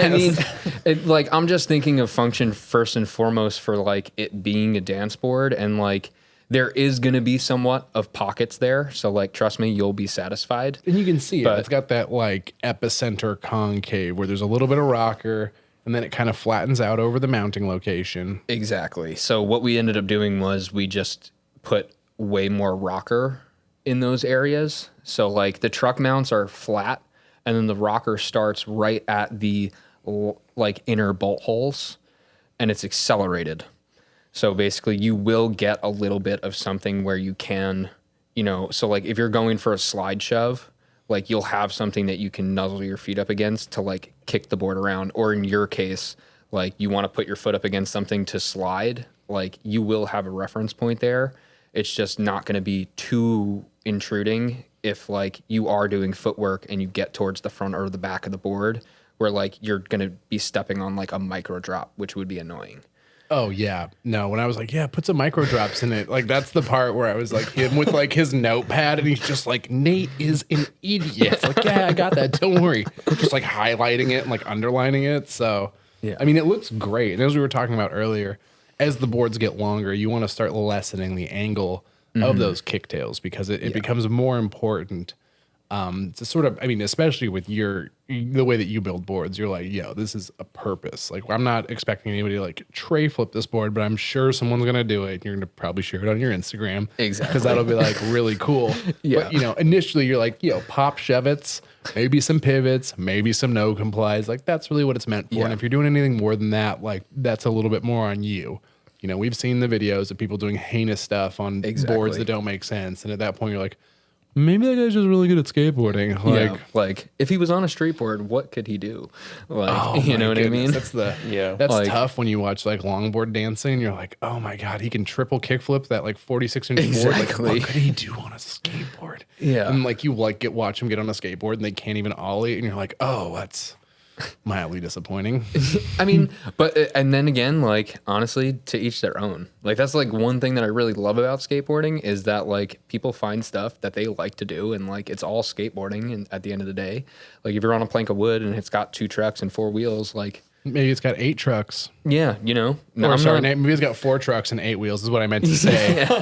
Yeah, respect. Or it could have 8 trucks. I mean, yeah. Respect to Emily Pross and Max Caps. Like every time I see you guys with your 8-wheeler setups, I'm always just like, God, I can barely slide 4 wheels. Like you guys are great. I'd be dead in a ditch if I tried to skate a setup like that. Like, it's directional with like 100mm wide trucks and quay wheels, and I just like a goner. Yeah, my ankle just snaps like a sympathy break just watching her trying to slide that. Like, man, yeah, dude, she's a real one. I have skated with her. I mean, I skated like near her, like nowhere near close. I'm slow. Like I barely give like the smell a run for its money when it comes to speed, and she's just so fast. When I see her skate, I'm always like, okay, I can't do that. Yeah. So dancing board, you said 44 long. Yep. 9.5 wide, 29-inch wheelbase. And then how are you like, what are you making boards with? So the free ride board, the downhill board, which the downhill board, we'll get to it. And this board are all going to have fiberglass in them. So they're going to have triaxial fiberglass, 2 layers. So like this board in particular, I'm thinking about maybe throwing in possible like flex ratings just because like I know that like I'm a middleweight guy. And like I know that there's dudes that are heavier that are going to be like, oh no, dude, like make this thing 8 ply and with 2 layers of fiberglass, and like that's going to be good. But then like if somebody that's riding a board that's 8 plies with 2 layers of fiberglass and they're 130 pounds, like that may not be a fun experience. So I know that dancers like their flex, so we may offer it 7 ply and 8 ply, but both with 2 layers of fiberglass in it regardless. Okay, I can dig it. Yeah. And it's called the Locomotion, and it won't be around anytime soon. I mean, maybe sooner than you think. Who knows? It depends on how long this podcast takes to come out. You know, it could be the same time. It could also be, you know, a couple months and away. Exactly. Yeah. Kyle. Yeah, maybe I'll quit my day job. I mean, that'd be sweet. I mean, yeah, and also be broke, but you know, we won't. It depends on how well you sell. I mean, that's true. If this podcast takes off, this could be the next big thing. You're right. You could be the next Ripstick. You're right, dog. Yo, speaking of things that are really crazy, surf skates. I don't know when this podcast will come out, but surf skates are super big in Thailand right now. Just in case anyone was wondering why they're selling so fast and they're so hard to find, there was a celebrity in Thailand that rode a surf skate, and so we have been noticing a like incredibly increased sale of surf skates at the moment because of the fact that this celebrity happened, and we pretty much sold every surf skate we had in the store, which is like 14 of them in 2 days. Because of the fact. Because of that? Oh, yeah. We had people coming in. Like, insane. I was here like 2 hours early and this dude was like banging on the door. I was like, yeah, we're not open. He's like, no, I'll pay you cash. I was like, yeah, it doesn't, I don't care. And he's like, no, I'm going to buy 4 surf skates in cash. And I was like, you have my attention. He came in. He's like, I want these 4. Here's cash. I was like, hey, what's going on, buddy? He's like, oh yeah, I'm going to ship these all back to Thailand. Like, it's super big there right now. And of course, I'm just sitting here, like, literally, like, taking my, like, snowboard and waxing it. Like, yeah, that's cool. Yeah. It's snowing here right now, so I don't know what to do. So, what's the next board? The next board is... Ooh, yeah, this is going to be another one we're going to do. Probably summertime. If we can, get it together. Whoa. So, this is the board. I like that. That me and one of my current team riders have been talking oodles about. Shout out to Nate Brax. He's been doing a lot of pushing recently. So we were just like, why don't we make a push board? That would be fun. Yeah. So here it is. I think what we're going to end up doing, like I kind of just drew this profile for shits and giggles. Shiggles, if you will. Yeah, shiggles, if you will. So there may be some tweaking when it comes to that, but right now what's on it currently is 29-inch wheelbase. Now we're talking. Yeah. Finally, some good food around here. Yeah, 29-inch wheelbase. The drop is a little bit over an inch. Half-inch radial concave. What's the width? Width is 9.5. Oh, okay. So it could be kind of cool for like the 2010 Freerider. Yeah. If you want to relive your 2000 and whatever dreams, you can totally do that. I'm still with there. This board. I'm still living them. I'm not reliving them. I'm there. This thing's pretty sweet. And then you said like kind of a pushing board, maybe a free ride board. Yeah. And like, again, this may be another one that we kind of think about different constructions with.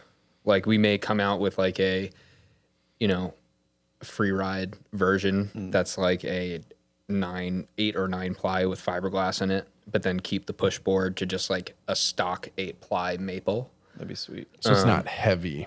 Yeah. So it's not heavy and it still has like that good like flex that you can get into a rhythm when you are pushing. But if I don't know what you're talking about. this pushing. How does it work? I'm from like Queens, Long Island area where everything is flat. Like I did my fair share of pushing along the beach. Euroskate Watchtower? Yeah. Oh, wow. That's classic. I've been there.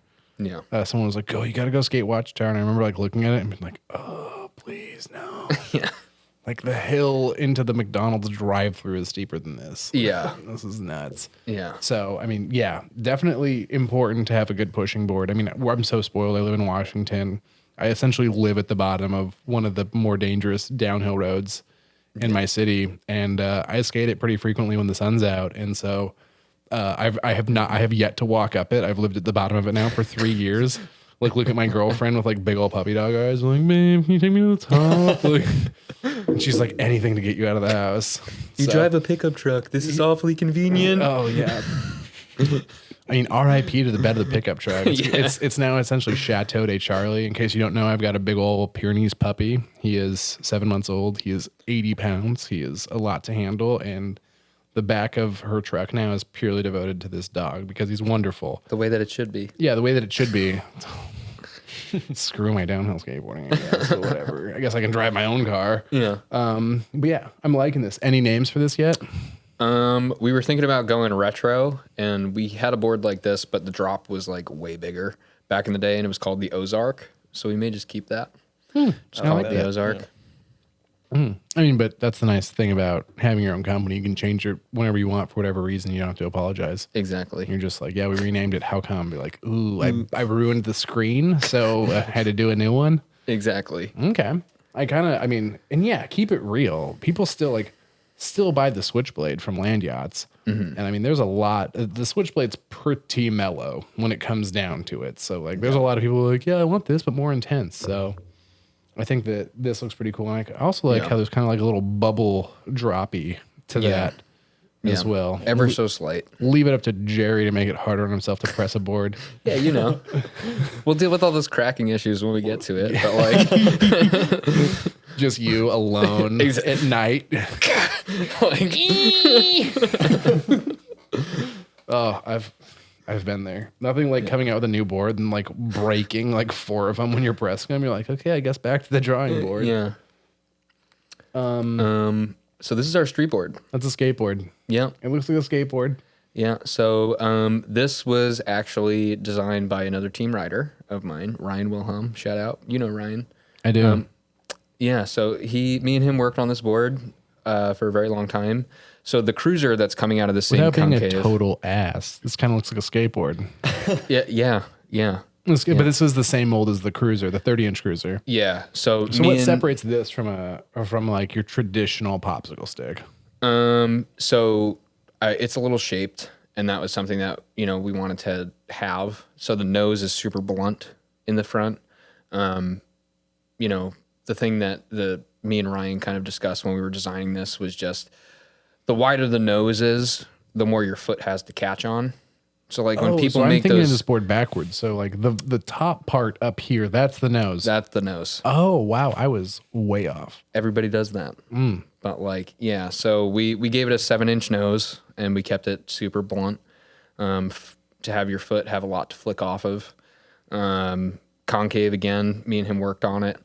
A little bit of tiny little bit of flare, mostly radial in there. And then the tail is, your standard like progressive 19 to 22 inch, 22 degree tail. There is a progression in there. So like it starts off mellower and then gets steeper towards the end. Helps your pop. The tail like curls up. Yeah. That's gotta be super easy to press. I know, dude. It's gonna be.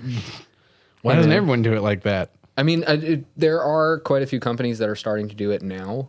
But again, they're probably using like heat blankets and other things like that to try to get the curve to stay good. And they probably don't care if they sell, 100,000 warp boards, like I will. So, I may be setting myself up for disaster, but we won't know until we know. We won't know until the second time you're on this podcast. Exactly.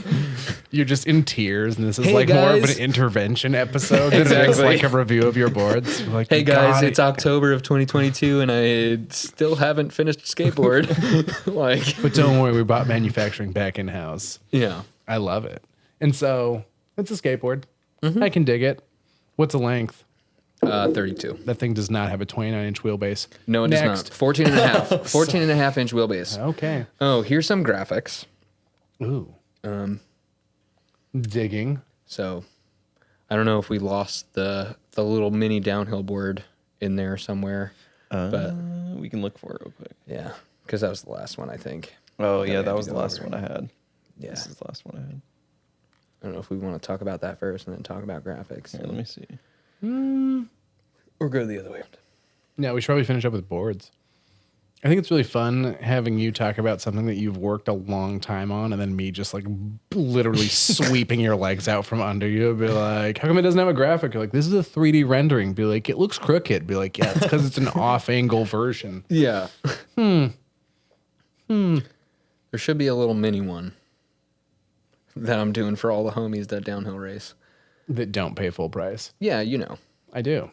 I too have those people. Oh, Dude, let's in, go. in case you're wondering, there's a picture of me in the back there without my shirt on when I was looking really good. That's all I got, actually. Oh, all right. Good. Maybe I didn't No, put it this in is how there. you build hype. You're doing a great job. Yeah, So well- this downhill board's so good we can't even show it to you yet. It's Yeah. literally that much better than everything else. Yeah. I mean, I wouldn't go that far. As you can see the dimensions plainly given up top, except for the wheelbase options are not given there. Zoom in. So it is 30 by 9.3 at the widest. That does not have a 29-inch wheelbase. No, it does not. The wheelbase options on this are 20 through. That graphic definitely. Is everything okay at home, Jerry? What's up? So the wheelbase options on this are 21 through 22. Oh my goodness! It's Is like that like the si- race board? Yeah. Yeah. So that's for all the homies at home that have been begging me to build a race board. Here it is. Got a really cool shape to it. I kind of like that look. Yeah. I like that too. Yeah. Thank you. Yeah, I mean, it's cool if you want to if you want to skate that way. Yeah. I mean, if you want to, it's not my cup of tea. But if You you mean want it's not a cup full of whiskey? yeah, straight up. yeah, exactly. Yeah. but we'll make it for the people. So, I like those graphics. So is that going to be like natural in the back?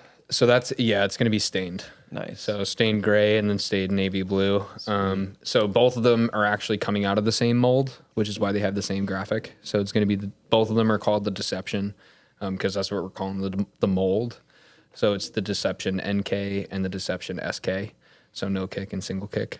Nice. Yeah. So now I feel like I harshed my own mellow because I was just like, yeah, everything needs its own mold, and then here I am like. But I mean, it worked and it's functional. Thank you. You just took what I was going to say and did it to yourself. Thank you. It's very generous and kind of you. Yeah. So the reason why we called it the Deception was just because. And then that 38 by 9.6, that's the one. So essentially both these boards are going to have that like W, that ghost W in the back. And I mean, that's super common. I cannot tell you the amount of people that I ride with that have like a single kick board and like their kicktail is brand new. It's like, what? It's like, that's a spoiler. You've never done an ollie on this board. Exactly. So why do you even have it? Like, well, it doesn't come without a kicktail. So here we are. So here we are. Yeah. Making it without a kicktail. So since we couldn't find the picture for the short board, is it basically the same mold, just without a kick? Yeah. Yeah. Okay. So basically it's chopped like right before the nose and tail start. And then we that's not a word. We squeezed in another wheelbase option in the back because you're not going to have that kicktail anymore. Yeah. So we're just kind of like, we'll give you more options. Nice. Sick. I like it. Yeah. And then you made it narrower. Yeah. And made it narrower. It just weirds me out that race boards are narrow. I know. I mean, and 9.3 isn't narrow either. Like there are some narrow, like 8-inch wide race boards. I'm just like, ooh. I mean, this board though, like if you look at the shape, it's 9.3 in the belly. So like where your feet are going to be, it tapers to like almost less than 9 inches, like probably sub 9 in the back. And then just about 9 in the front. Ugh. I know that I'm totally making all these race boys super happy as I'm saying this, but yeah. You're like, this will be a board that my feet never touch. Yeah. I mean, there's going to be people on the team that are going to ride this board regularly, but like for me, some even will ride it goofy. Yeah. I skate goofy. Yeah, but the single kick is way more my speed, is basically what it comes down to. Which he means is slower. It's a slower board. It's the board that I can go 20 miles an hour on or 30 miles an hour on and still. Or 15 miles an hour. Maybe, look okay. Yeah. I'm with you as well. The 38, the SK version of the Deception, way more my speed as well. Yeah. You just need to make a super SK that's even longer. No. Maybe call it a locomotion even. So hold on. Nope. I'm going to break your heart. So I actually have a mold cut. No. Of this. And then? And the board is supposed to be, it's a board that I was honestly just going to make for myself. Because that's the best part of owning a company is like you literally you're like, what did you do this? But like, I'm only making these boards for myself. Because, like, why would you? Yeah. So I like a wheelbase that's like anywhere between like 27 and 26, like somewhere in that range. So like I just took that mold and stretched it, and I have a 40. Like the board was supposed to be 40, maybe 41 inches long out of that mold, and I mean it's just slightly under your wheelbase specifications. But like we could totally squeeze in a 28-inch wheelbase if you wanted. But like, if you're just listening at home, Gerry just rolled his eyes so hard he gave himself a concussion. But why don't you just cut the dancer like you did your board now? That'd be too easy. It doesn't have its own mold then. God, Kyle, have you not been listening? This is very important stuff here. Okay, now scroll down to the other graphics. Ooh. Oh, wow. The eat everything? Yeah, so that's the omnivore because it does everything. So, ooh, I like that. Yeah, that one's a little weird. I had to use my face because I'm really bad at drawing faces. So I took pictures of myself looking all ugly and like mouth open about to take a bite of something. And that's how we got those. I like how goofy the one on the omnivore graphic is, and then the one right next to it is so good. Thanks, man. I mean, I really, Yeah, you got to have the spectrum. The two graphics. So what's the next board over? What's the name of that one? So that's the Scythe. That's 2.0. the Scythe. Okay, that's a really killer graphic. Thanks, man. You're like, yeah, I know. Thanks, man. No, I mean, I don't know. Very few people have actually seen these at this point. So like, Nice. Even fewer after this podcast is going to come out. Our 2 viewers are going to love this. yeah, Remember to like and subscribe. Thanks, guys. yeah. And then the board to the right is the Man War. So that's the board that Ryan and me designed. So that's just like our normal street board. And the reason why we kind of went with that graphic was just because I was honestly just messing around with like one line, like singular line drawings. And the easiest thing for me when I'm doing singular line drawings is like drawing people. Wait, that was easy? I mean, that was easier than... I mean, I wouldn't say that it was like I couldn't do like the Seattle skyline in one line, but like that graphic is all one line. Like I didn't raise my pencil from the paper when I drew that. So like, so the reason why we went with a girl wearing those sunglasses was because Ryan is a really big fan of Audrey Hepburn. Respect. And those are like, it was like my version. Like it's not her, but like it's a girl wearing her sunglasses. So it's like a... I know the Audrey Hepburn photo you're talking about. Yeah, so it's like an homage to that. Mm-hmm. I can appreciate that.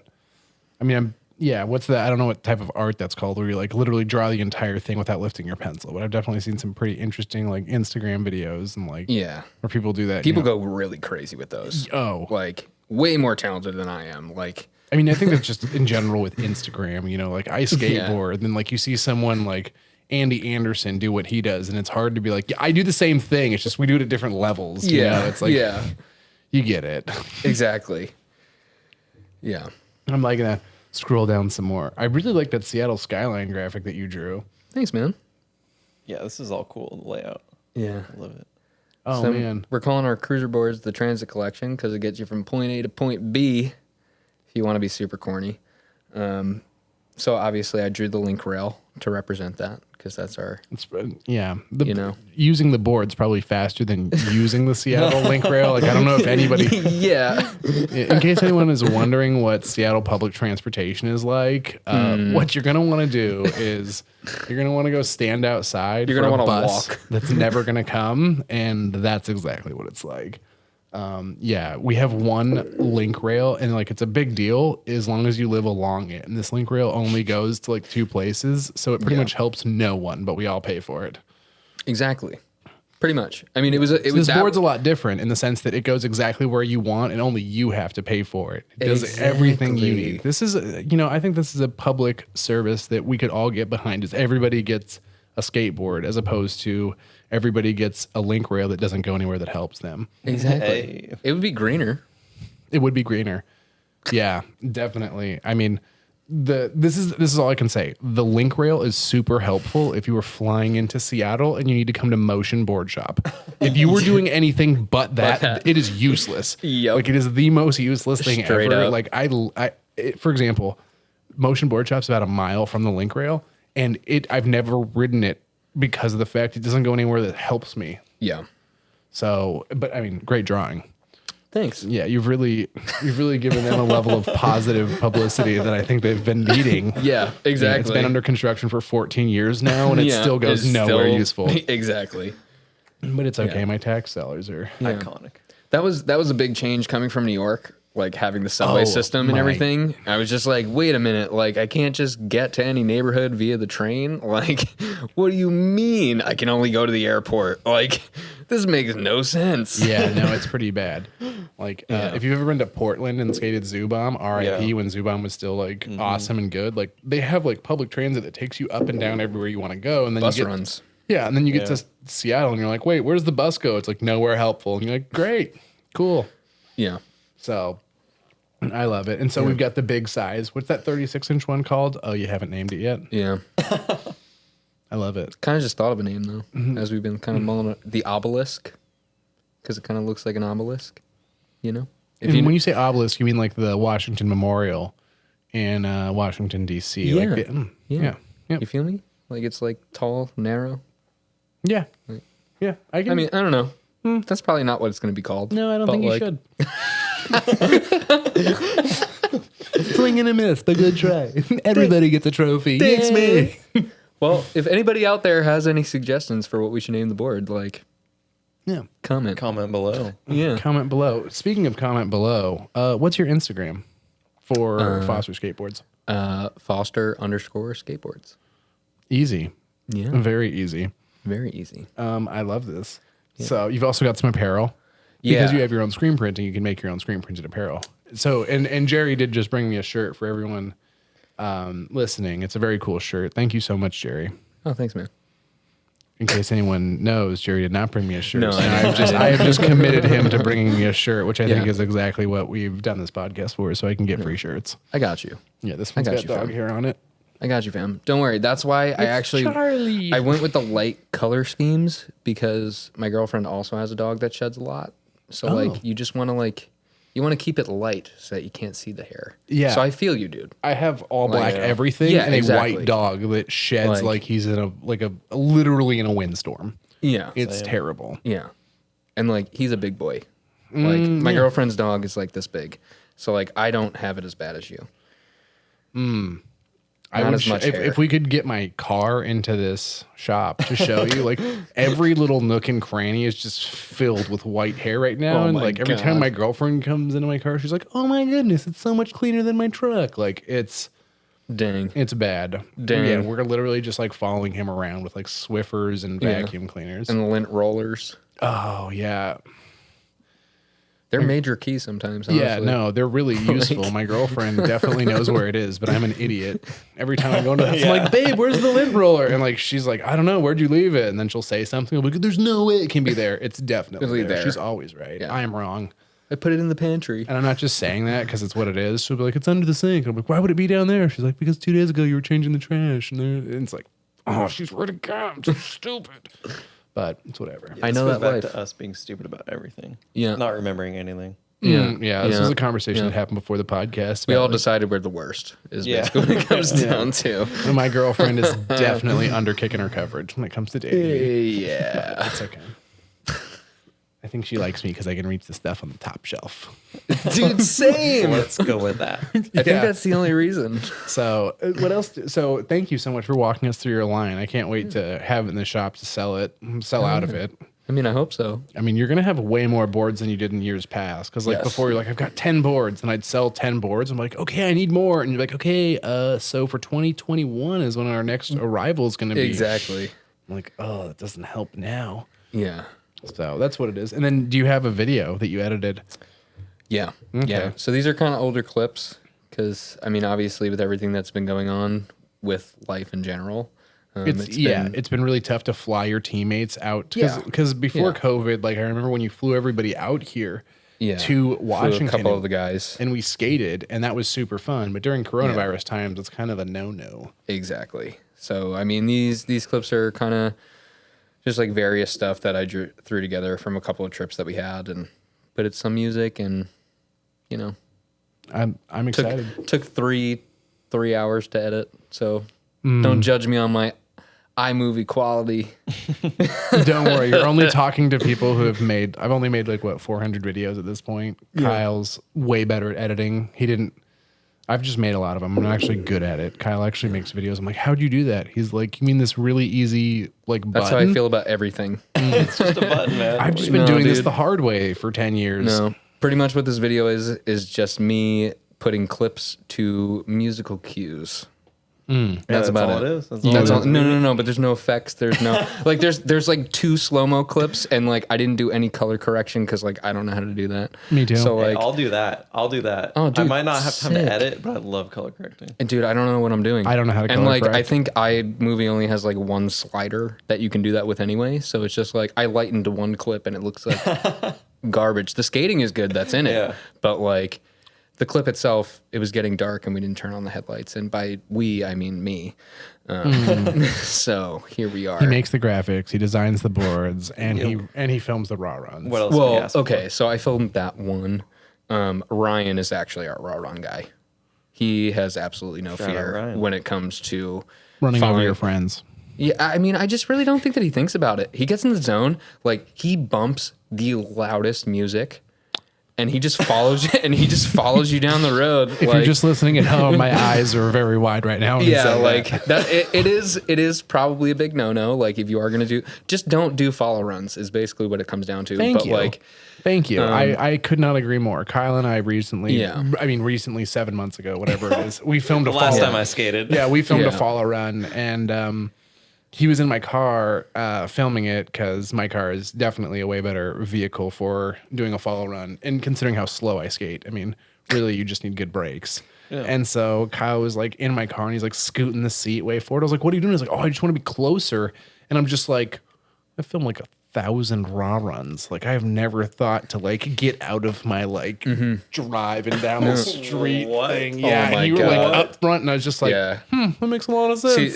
Taking notes. That's one thing that I can say though. Ryan definitely does that. He puts the seat as far up as you can go, and he's like over it. But then he just has his jams going. We got a cell phone with a call with somebody at the bottom of the hill to like spot so that we can like make sure that everything's clear to go. But like, long story short, people just don't follow runs. Do follow runs. I'm telling you, he doesn't think about it in the moment. It doesn't seem like he's thinking about it. He goes home at night. He probably thinks about it. And he's like... He probably has nightmares. What happens if I ran over Gerry? Oh my God. Probably wouldn't be that big of a loss. But like... He's like, boards are still on the same production schedule. Yeah, exactly. 2022, here we come. So let's see this. All right.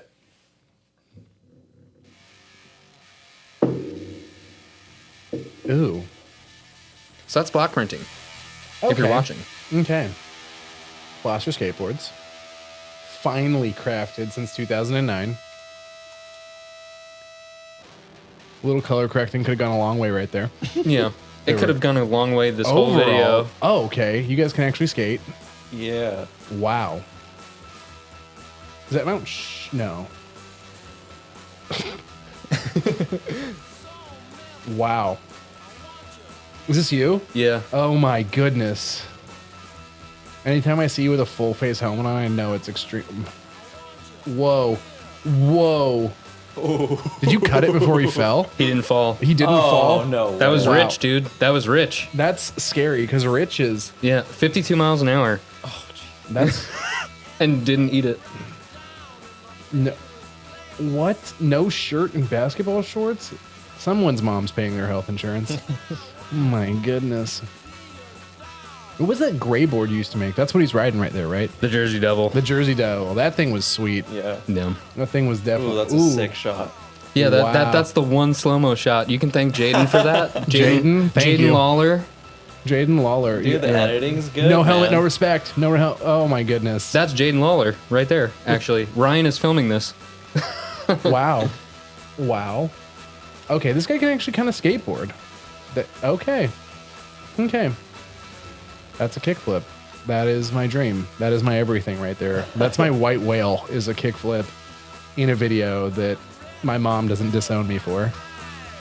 Oh, rough. Can you go back really quick? I'd love to see that guy fall again. That's Ryan, dude. That was Ryan? Yeah. Dude, he ate a full serving of shit on that. Yeah. It's probably like right around there, yeah. Yes, that was perfect. Again. I'm sorry. If you can go frame by frame, I'd like to walk through how painful that looked. Dude, and who eats crap? Oh my. That was Jaden who ate crap right there. I think you can go like with the little like arrow key, right? I'm new to this in whole preview. Mac thing. I don't think so. No, if you use your arrow keys. No, that just fast forwarded. What? Oh, like the arrow keys themselves. Yes. Okay, hold on. All right, this is only episode 2. Give us a break, guys. Come on. Give us a break. No one's watching. It's just me. It's just me being like, I expect everything from you, Kyle. Hold on, let me make sure that people can see what we're seeing real quick. All right, we're good. Let's go. Okay. Let's go. It's like frame by frame. In the back right corner, I'm shirtless. But I've got a helmet on. You looking fit. I've got a helmet fit, dog. Yeah, that was 40 pounds ago. I'm 40 pounds heavier. Oh, here we are. Okay. That was back when I was single. Oh, there we go. Yep. Okay. So go back a little bit further. This is a gnarly place to skate, first off. Yeah. And this is like, I'm just going to drop in. Good thing I've got my ball cap on, guys. Yeah. So wait. So hold on. First of all, it's not a drop in. He ollies into it, which is like the ultimate respect. I will give him credit. Oh, Okay. Yeah. A nice proper ollie. He Yeah. was committed. And then at this point, he's like, I want to be Instagram famous. And then gets destroyed. Dude, it's dismounting the curb is what. Yeah, dude. Dude, that's. Yeah. Dude, that's the type of fall I hate where you get like straight to the shoulder. straight to the shoulder, Yeah. and then you end up like kind of standing. You're like, oh, that was, and that's the man. This is the guy who just ate it. Okay. Yeah. Now, Kyle, get ready to stop again because there's another awesome fall coming up, right? Oh, Yeah. we've all This done was this. that was a sight unseen run. He just hopped on the board, and dude, that's the bottom. Like that stop sign is the end of the run, and he was right there, and just lost it. Nice. Where is this filmed? Yeah. Most of this is North Carolina, and by most of it, I mean all of it. Okay. I was about to say, oh, I know where that road is. Yeah. Wow, the blowout on that. Wow, that looked sick. Wow. It looks better on the screen. It's just the TV. That was Borderlands, wasn't it? Yeah. Yeah. Dude, North Carolina, if you've never gone to North Carolina, don't go. It's Just don't- fictitious. Yeah. It doesn't exist. It's definitely not the best place to go downhill skating ever. What is he carrying? A bamboo stick, because you know. What did he need to do? Go home and stake up some tomatoes? I don't know. Don't worry, I see you out there. All my friends growing their own vegetables. Yeah. It's a fruit, whatever, who cares? I don't need it. Oh, there's I'm me not again I'm with not an my- omnivore. With my sketchy style and blowing lane irresponsibly. And your great t-shirt. let's not undersell that. Yeah. That's the best part. Knee pads. Knee pads and G-forms. That's Yeah. That's the end, guys. Dude, that was rad. that was good. Thanks. That went That was hard. good. Ryan and Rich are brothers. That's right. Yep. That's right. I love to see that. Yeah. I'm very impressed. And how come you guys went to North Carolina? Because New York is flat and you guys make downhill boards? Yeah. Okay. Basically. And You're like, where's the nearest place to end up in the emergency room? Yeah, Let's well, book a ticket. I mean, well, the whole thing is so like I grew up a lot going to North Carolina because my grandparents lived there. So it was just kind of like What part? So they lived like by, like in between, I guess that would be like Chapel Hill and Raleigh. Okay. So like 2.5 hours from Asheville, 3 hours from Asheville, whatever by the drive. So like I'd gone to like Asheville, like even prior to really even getting into downhill, to see like the Biltmore Estates and like, you know, all that things like that your parents bring you to that you're just like, oh, there's these historical sites that like you need to go see. Little did I know that like years later I'd be going down there for skateboarding. So Interesting. It's like I grew up in Hawaii and there's a bunch of really good downhill skating there. And I have never really like downhill skated there. yeah. So, you know, at some point there's going to be a video that comes out by Prism where they go and skate Hawaii. And I'm going to talk about like, oh yeah, I grew up on that road. And like, it's like, oh, I've never skated there. But that's where I got my first skateboarding ticket. Like, Yeah. I got a skateboarding ticket with a surfboard in my hand. Like, yay. Yeah. So that's pretty exciting. So what's on the, so what are your big plans when it comes to FS boards? I mean, right now it's kind of just like getting boards. If you That's would like, me. your like real plan in Like- life is like, yeah, just like have just something like to sell. just like making skateboards. Honestly, at this point, is just kind of like getting back into the groove of like, you know, having a production schedule and like just making high quality skateboards again. Because like I know that like the first few are probably not They're gonna gonna be be they're gonna be team boards. Yeah, absolutely. Because it's just like, yeah, I've never used a CNC machine in my life. So it's just kind of like, let's cut a skateboard on it now and hope for the best. So I know that like the first few are probably going to just be like stuff that I'm going to skate, stuff that team riders are going to skate. But like pretty much it's just over the next few months, just getting boards together and ready to sell. That's very respectable. So now, in case anyone, I'll give sort of a date. Right now it's like March 8th or so. It's like we're hoping that you. I don't know. It's March 8th. I get blindsided by order deadlines all the time. It's like, yeah, the order deadline is March 8th. I'm like, I still thought it was in February. Like, what do you mean March 8th? Yeah. I'm like, yeah, we're a week into It's March. not still January. I'm Like, just like, oh crap, taxes are coming out. the pressure's on. I'll be late for those as well. Yeah. Don't worry, everybody. I pay my taxes. Same. They're I think we all do. We're all responsible. No, I definitely do. Yeah, I know. let's go with that. I do. I definitely have to pay my taxes because the government, RIP to a real one, but dude, they come after you so fast. They didn't care about me at all when I had a broken leg, but the moment I made $1, they're just like, yo, 50 cents of that's mine. Yo, Like- but see, like, okay, so now are you talking about the federal or Washington? Doesn't matter, both of them. They come Okay. they come guns 'Cause, hot. like, Washington's easy. They're like, every 'cause- month we need you to give us our money. And the federal government, it's like at a certain point, like they kind of own your business because like they make Yeah. just about as much money off of my business as I do. And For sure. they don't even have to show up. They don't do anything. It's And like the federal government actually like I take that back. They do some stuff. They did repave the road that I live at the bottom of, and I'm feeling pretty good about that right now. Oh, When? Oh yeah. When? Have you? I mean, I don't want to say this on here because it's like You don't have to say what road it is. I'm not going to say that it's Mountain View Drive in Issaquah. So Oh, yeah, of course. They repaved that one. I thought you meant the very bottom, like the whole thing. I was like, no, oh, they my. repaved the backside of it like 4 Yeah. years ago, and they repaved the top of it like 2 years ago. And there's now a project in the works to repave the two different lower- ways to get to my house.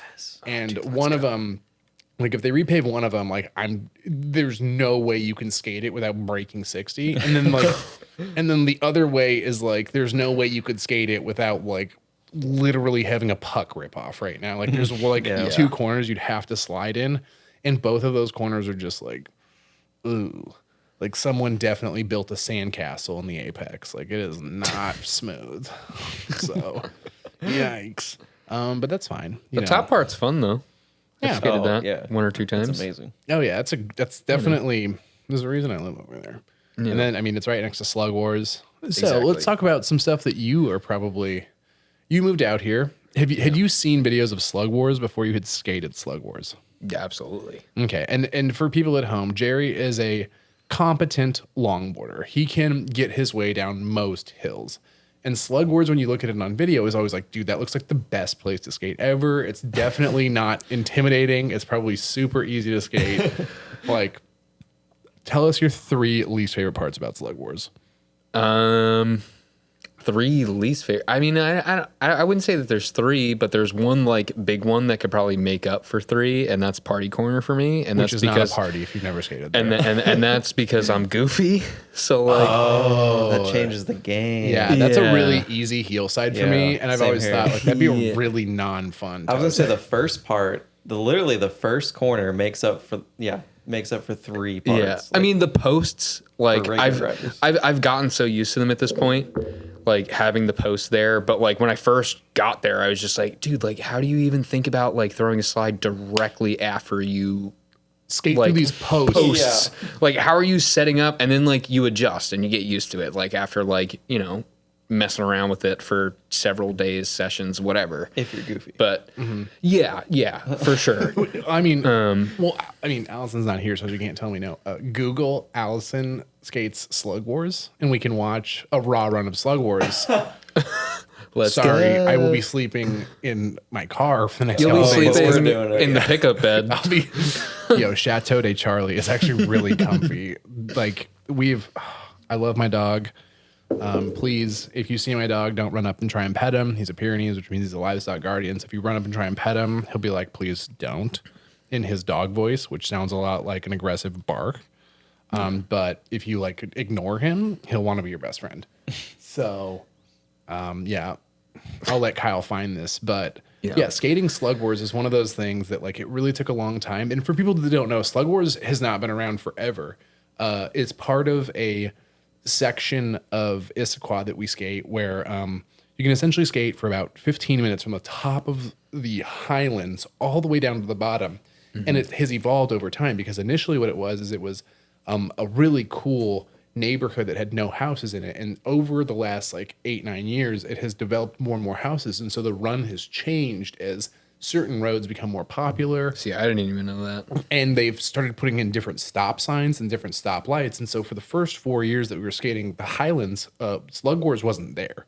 So you used to have to skate this other way, which was involved more pushing, but it also had this super sweet, gnarly straightaway. And the first time I ever skated this was on gumballs in 81A. Let's go. Yeah, so if this tells you anything about how bad it was. But yeah, so we're going to talk about Slug Wars. And this is my girlfriend skating because, yay, also on a drop deck. So stop. Yes. Yeah. Okay, wait. Go back like 2 frames. Oh. Yeah. Okay. So Slug Wars are all run. Damn, whoever edited this, stop. Yeah. Boom. Those Boom. posts right there. People have gotten really hurt. And, like and they don't look like, first of all, let's be clear. This does not look that steep currently. No. Show up there in person and it's definitely significantly steeper than what it looks in this video. And this is coming from somebody who watched videos and then actually went to the spot. And those posts are not as far apart as they seem in this video. Pretty skinny. Yeah. Like I'm nervous about setting my back foot up. Like I'm going to clip my knee going through 'em. Exactly. And then the other thing that doesn't really get brought up a lot because most people don't post their raw runs is the fence on the outside of this corner. Oh my Because God. I've seen so many people. This first corner makes you think you need to, it naturally forces you to slide later. And if you're glove down sliding, it like really throws your timing off. You almost need it. So Allison's like bent down going through the post, which is how you have to. But if you try to bend down afterwards, like game over. You're done. So you're slamming into a wooden fence. Yeah, is so basically what it comes down to at press that point. play, boop, and now press stop. So see that fence on the outside? Those three That's wrecked so many people. those three Yeah. I have broken. Those 3 wooden posts aren't the stock ones anymore. I've replaced them from the fence on the right hand side because I've literally run through those before. No way. Oh yeah, I've probably skated this run 1,000 times, and like I'll put on different wheels and like have been skating it for an hour and be like, it's fine, I'll just throw on new wheels and everything will be good. Boom, blow the fence out, like break my ankle and be like, cool, guess I'm not skating today. Exactly. Good thing I put on those wheels, and I won't name any names. Yeah. And then These ones aren't so bad. Stop. If you're regular. yeah, these ones are different because the other one is offset, but where that post is, a number of people. So I go the other one. I go the other side. I go outside I go the because I'm big goofy. Yeah.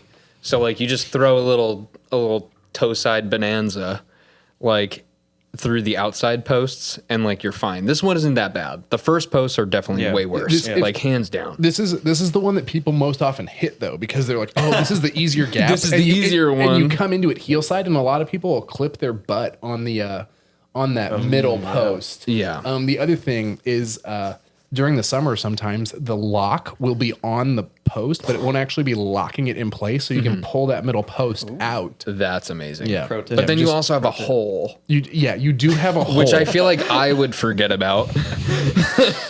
Yeah, you got to give to get. There's definitely there's no free lunches over here. So yeah, go for it.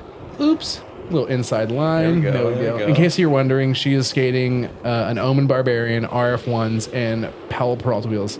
So stop, go back. Yeah, wait, hold on, go back. These are my favorite That's corners. a fun corner. Yeah. This is- These are my favorite 3 Yeah, me corners too. back This is to called back. the triplets. These 3 corners back to back. They happen a lot faster than you'd think. So you get a nice little toe side, and then you get this nice little heel side. Most people like to blow up off that heel side. You'll grip it too. And then you have this. And then that is like a super fun part of the run. And everybody seems to like replay it one more time. If you can stand up. if you can stand. If you can't stand up, you're just throwing some weird slow like hands down. Yeah. Which it's is like, where I'm at. and pretty much where we ended at that corner is like where I end my stand up run. Because I'm not I'm not going into party quarter stand up. And like I mean maybe I will, but So you go through toe here. side. It's really fun, and those corners happen a lot faster than you think. It's also, tight. Yeah, they my do. It's girlfriend very only tight. skates Powell wheels, regardless of how much I try to get her to skate free wheels. She's like, no, I'm just gonna skate snakes. Yeah. So that hurts. So no, it's whatever. It's fine. I don't Dude, cry. she should be sleeping in the pickup bed. I'm skating freewheels. Let's be absolutely real right now. No, that I would know. never happen. I know. she'd be like, "You didn't bring any snakes home? Like, you're in the pickup bed." Oh my goodness. So going into party corner. So we're going into party corner. It goes slightly uphill right here, but you don't really decelerate. And then it gets... You maintain speed. You maintain speed, and then it gets really steep, and this corner is kind of off camber towards the end of it. So if you're a toe side dude... So many people go flying. You just go off it. flying off. You just go into the And as we ditch. go into it, look at how there's green on the inside of the corner, but there's just dirt on the outside. That's literally because of the amount of people that have slid off this corner. And you'll notice that there's a really dead tree off the corner of it. So Allison skates this safely because this corner is terrifying. So she hits the little toe side, and then she goes, boop, and then pops that. Look at, she's still alive. Elbow pads unused. And if you look on the right-hand side, you'll notice that big tree branch. So this is party corner. Typically on a day when there's a bunch of people here, there'll be like 5 or 6 people just waiting for you to die. Yeah. Yeah, that's very accurate. One of the things that blew me away is I didn't know who Cole Trotta was other than like an Instagram person. And so he was skating this one day and he was shredding super hard. And I like didn't know who he was. And I just was like, who brought the 13-year-old? And he's like, I'm 15. I was just like, no one cares. Same like, thing. Shut up. At like, that point, same yeah, thing. and then I like found out later, like, oh, he's Cole Trotta. And he made like a kind of a funny joke. He's like, one meme meets another. And it was just like, you can stay. Yeah, whatever. We get it. You're a billion times better at skating than I'll ever be. Yeah. Yeah.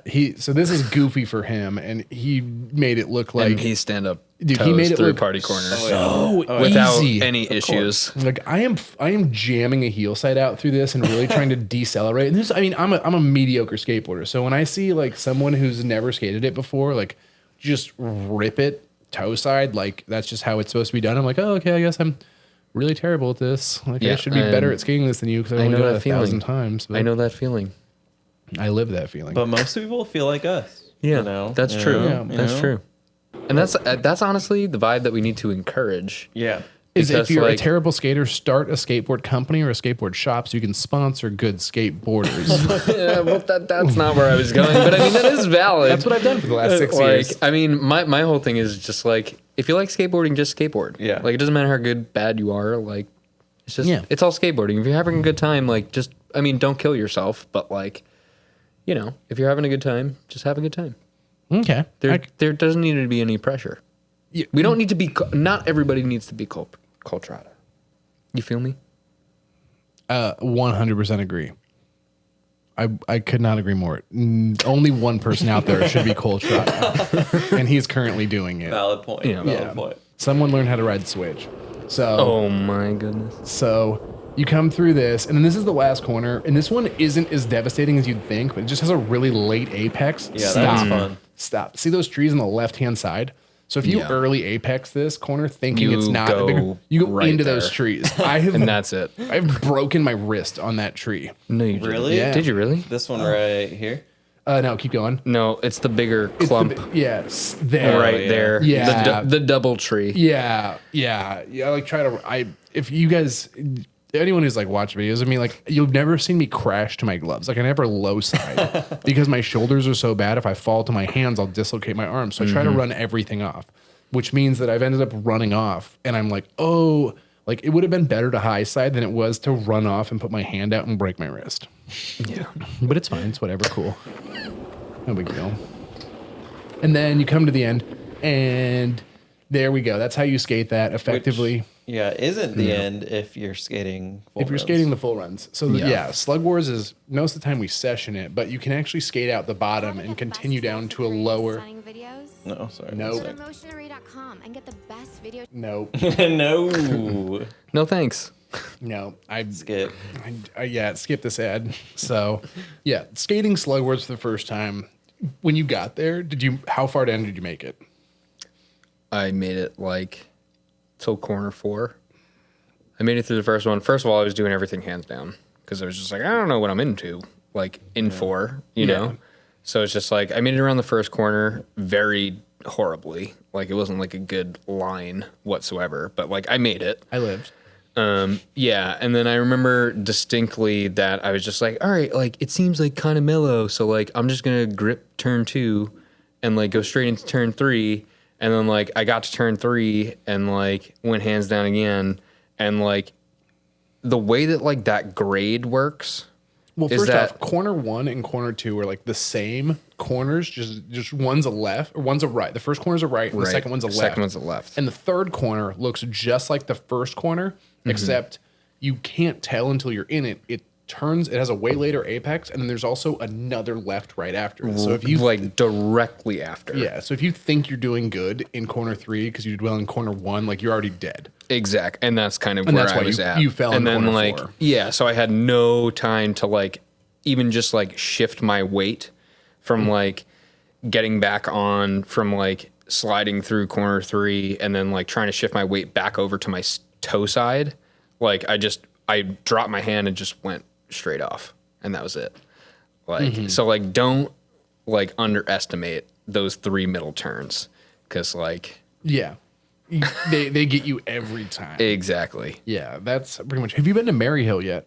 No. What?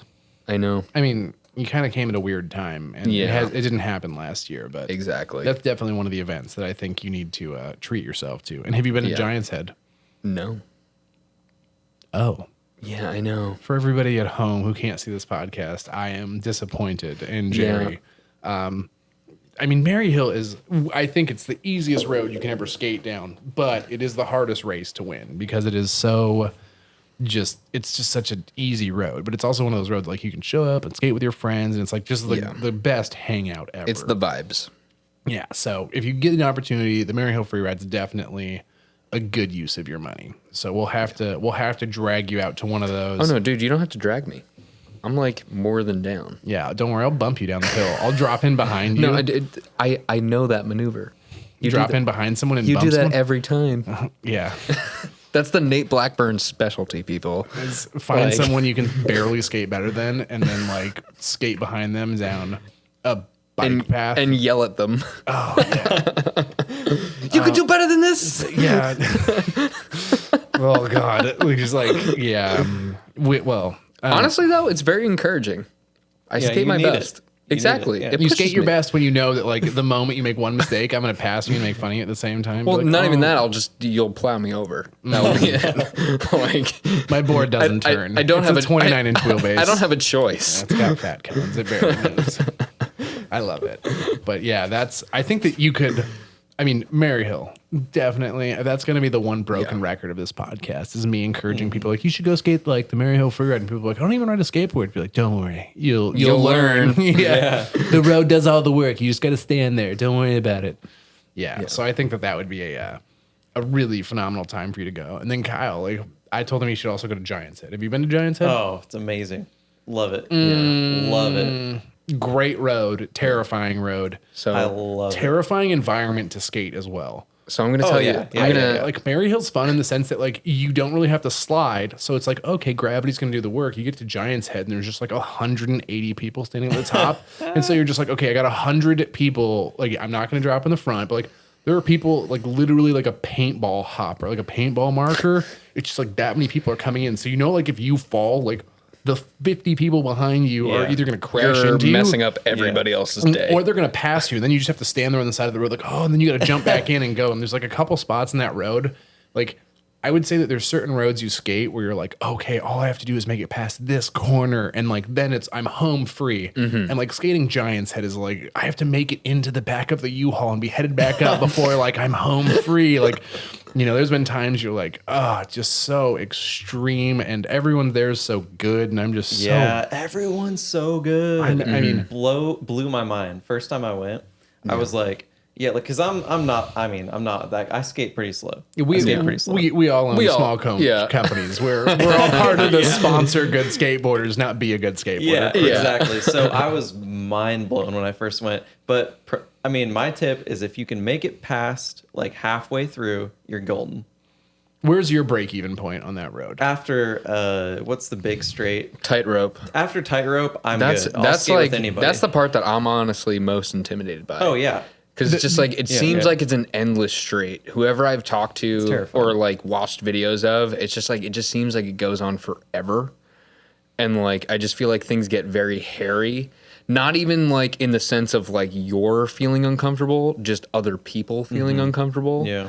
And then like that's where weight has a huge thing. Like I am 240 pounds. And so like my goal whenever I go into that, So my break even point on that, I would have to say is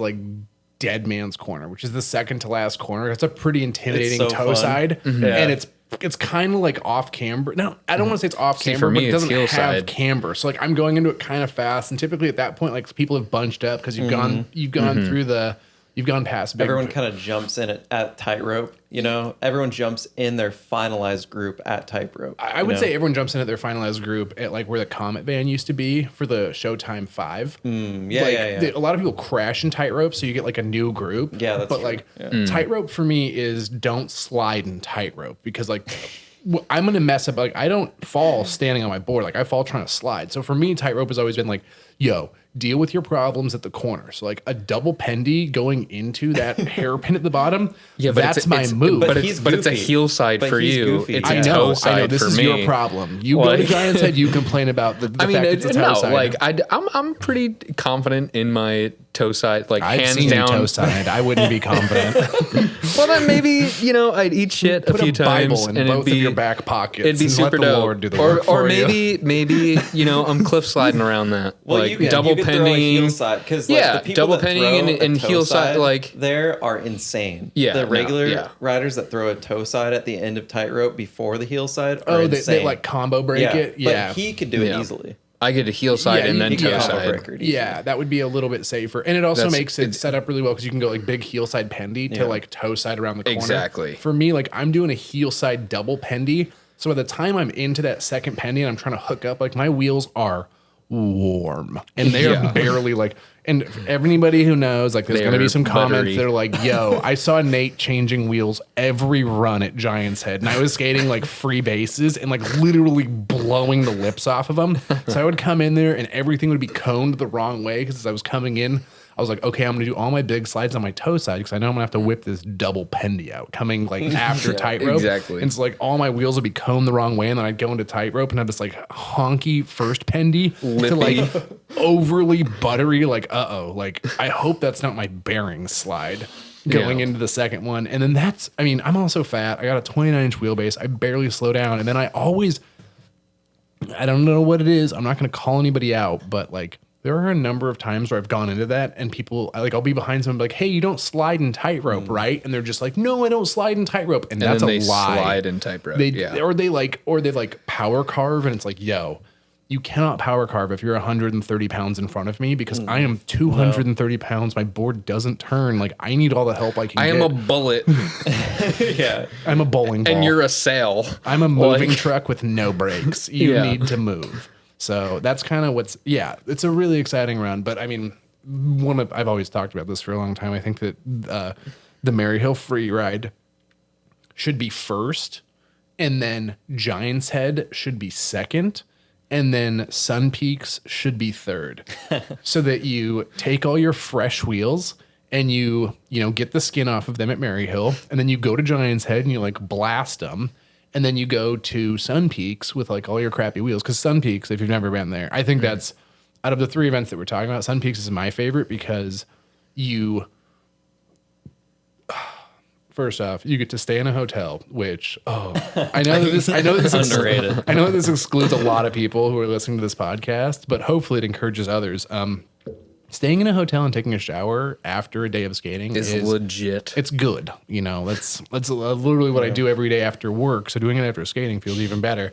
And it's the toughest 15 miles an hour I've ever skated. Everything's off camber. It's terrifying in the sense that like you see it in a photo and you're like, dude, I could shred that. And then you get there and you're like, this is gonna shred me. Like Very similar to Slug Wars. Oh no, I would skate Slug Wars naked before I would skate Sun Peaks with like basketball shorts on. Like Sun Peaks is the place where like I make it through like 3 corners and I was just like, okay, like you've made it through 3 corners, but like there's another like 14 to go and you still suck at skating. It's like, you can do this. It's so exciting. It's a really cool place to take photos, but it's also super cool because you can see every corner from the bottom of the hill. cool. Yeah. So like at any given point, like you can see everything. Whereas like, I mean, I don't know how many times you guys have been at like, an event and you're just like, people pass and you're like, woo. And then you're Exactly. sitting there for 25 minutes while nothing happens. And you're like, being a photographer is fun. I'm having a lot of, you're just like on the side of the road, like, oh no, my cell phone battery's dying. I can't check Instagram. Yeah. Yeah, Tepe. Tepe's like that. A lot of events are like that. But the way that Sun Peaks is set up, like people are always skating because there's a lift. There's like an actual platter lift or a magic carpet. That's the thing that attracts me the most. Yeah. Is the fact that I don't have to walk back up. You don't have to walk back up. You can walk back up the thing, which makes it even faster, but you can also like from the platter lift, you can see the entire hill. So like when something crazy goes down, like the entire platter lift cheers, all the photographers cheer, and you're just like, it's so fun. And then you also like get to see everybody skate every run, every corner. And that's to me is like super fun. I've been really spoiled the last couple times that I've gone there because the weather's been good. It's typically like weird. And then the other cool part of that is you always show up a day early because the Kamloops Longboarding Club, and like shout out to Pat Mutry and the other gentleman whose name I'm totally forgetting, but he's worth it as well. You get to go skate the like longboard park, which is also really hard to skate, but super fun. Like the longboard park actually wants you to skate there because the corners are super cambered and really banked. And then like you like, oh, I kind of got my feet under me. And then you go skate like Sun Peaks and you're like, oh, I don't know anything. Never mind. Yeah, but it's just so much fun. I mean, obviously Canadian events are amazing and nothing like that exchange rate to get you excited. Exactly.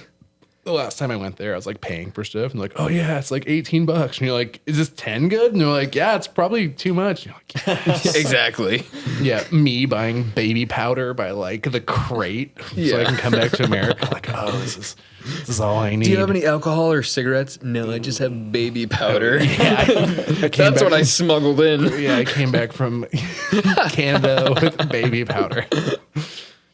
Which is funny because I still have the baby powder in my car from Canada. It was wet. It was moist. Giant's Head was like 100 degrees. Yeah. Damn. It was hot. It was a scorcher. Yeah. So if you can, those are some great events to get to. And then I guess we're getting to the point now where we probably need to wrap this up. Get all of us back to our girlfriends that hate our guts right now.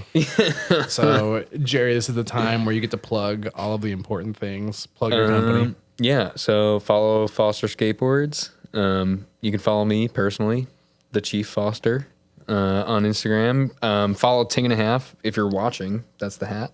That's Rich and Ryan's company, two of my team riders.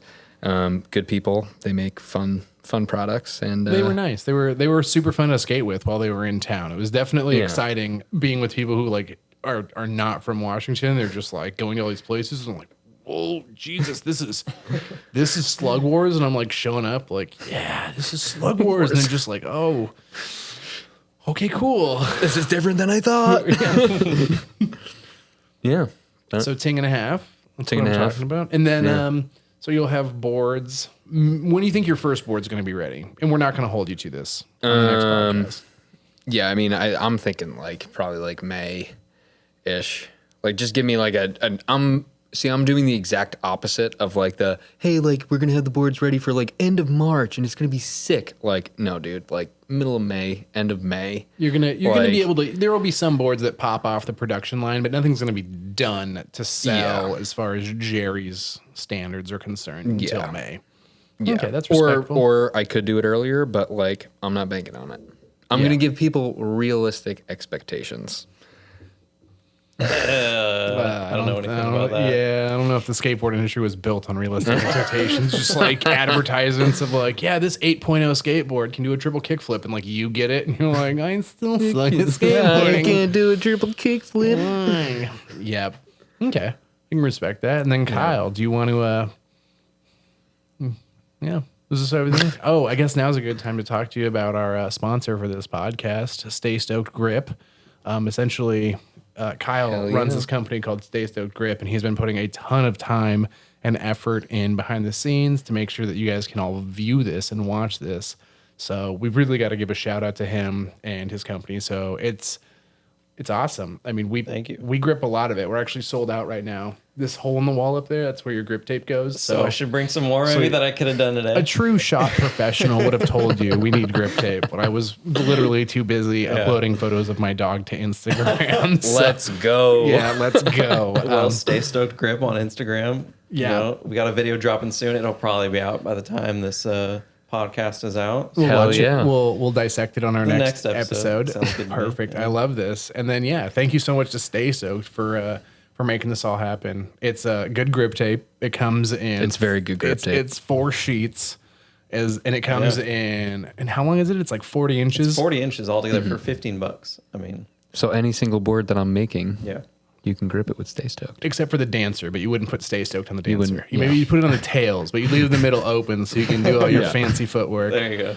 There you go. Perfect. It's perfectly sized. It's exact. That's what we're talking about. So thank you so much for tuning in.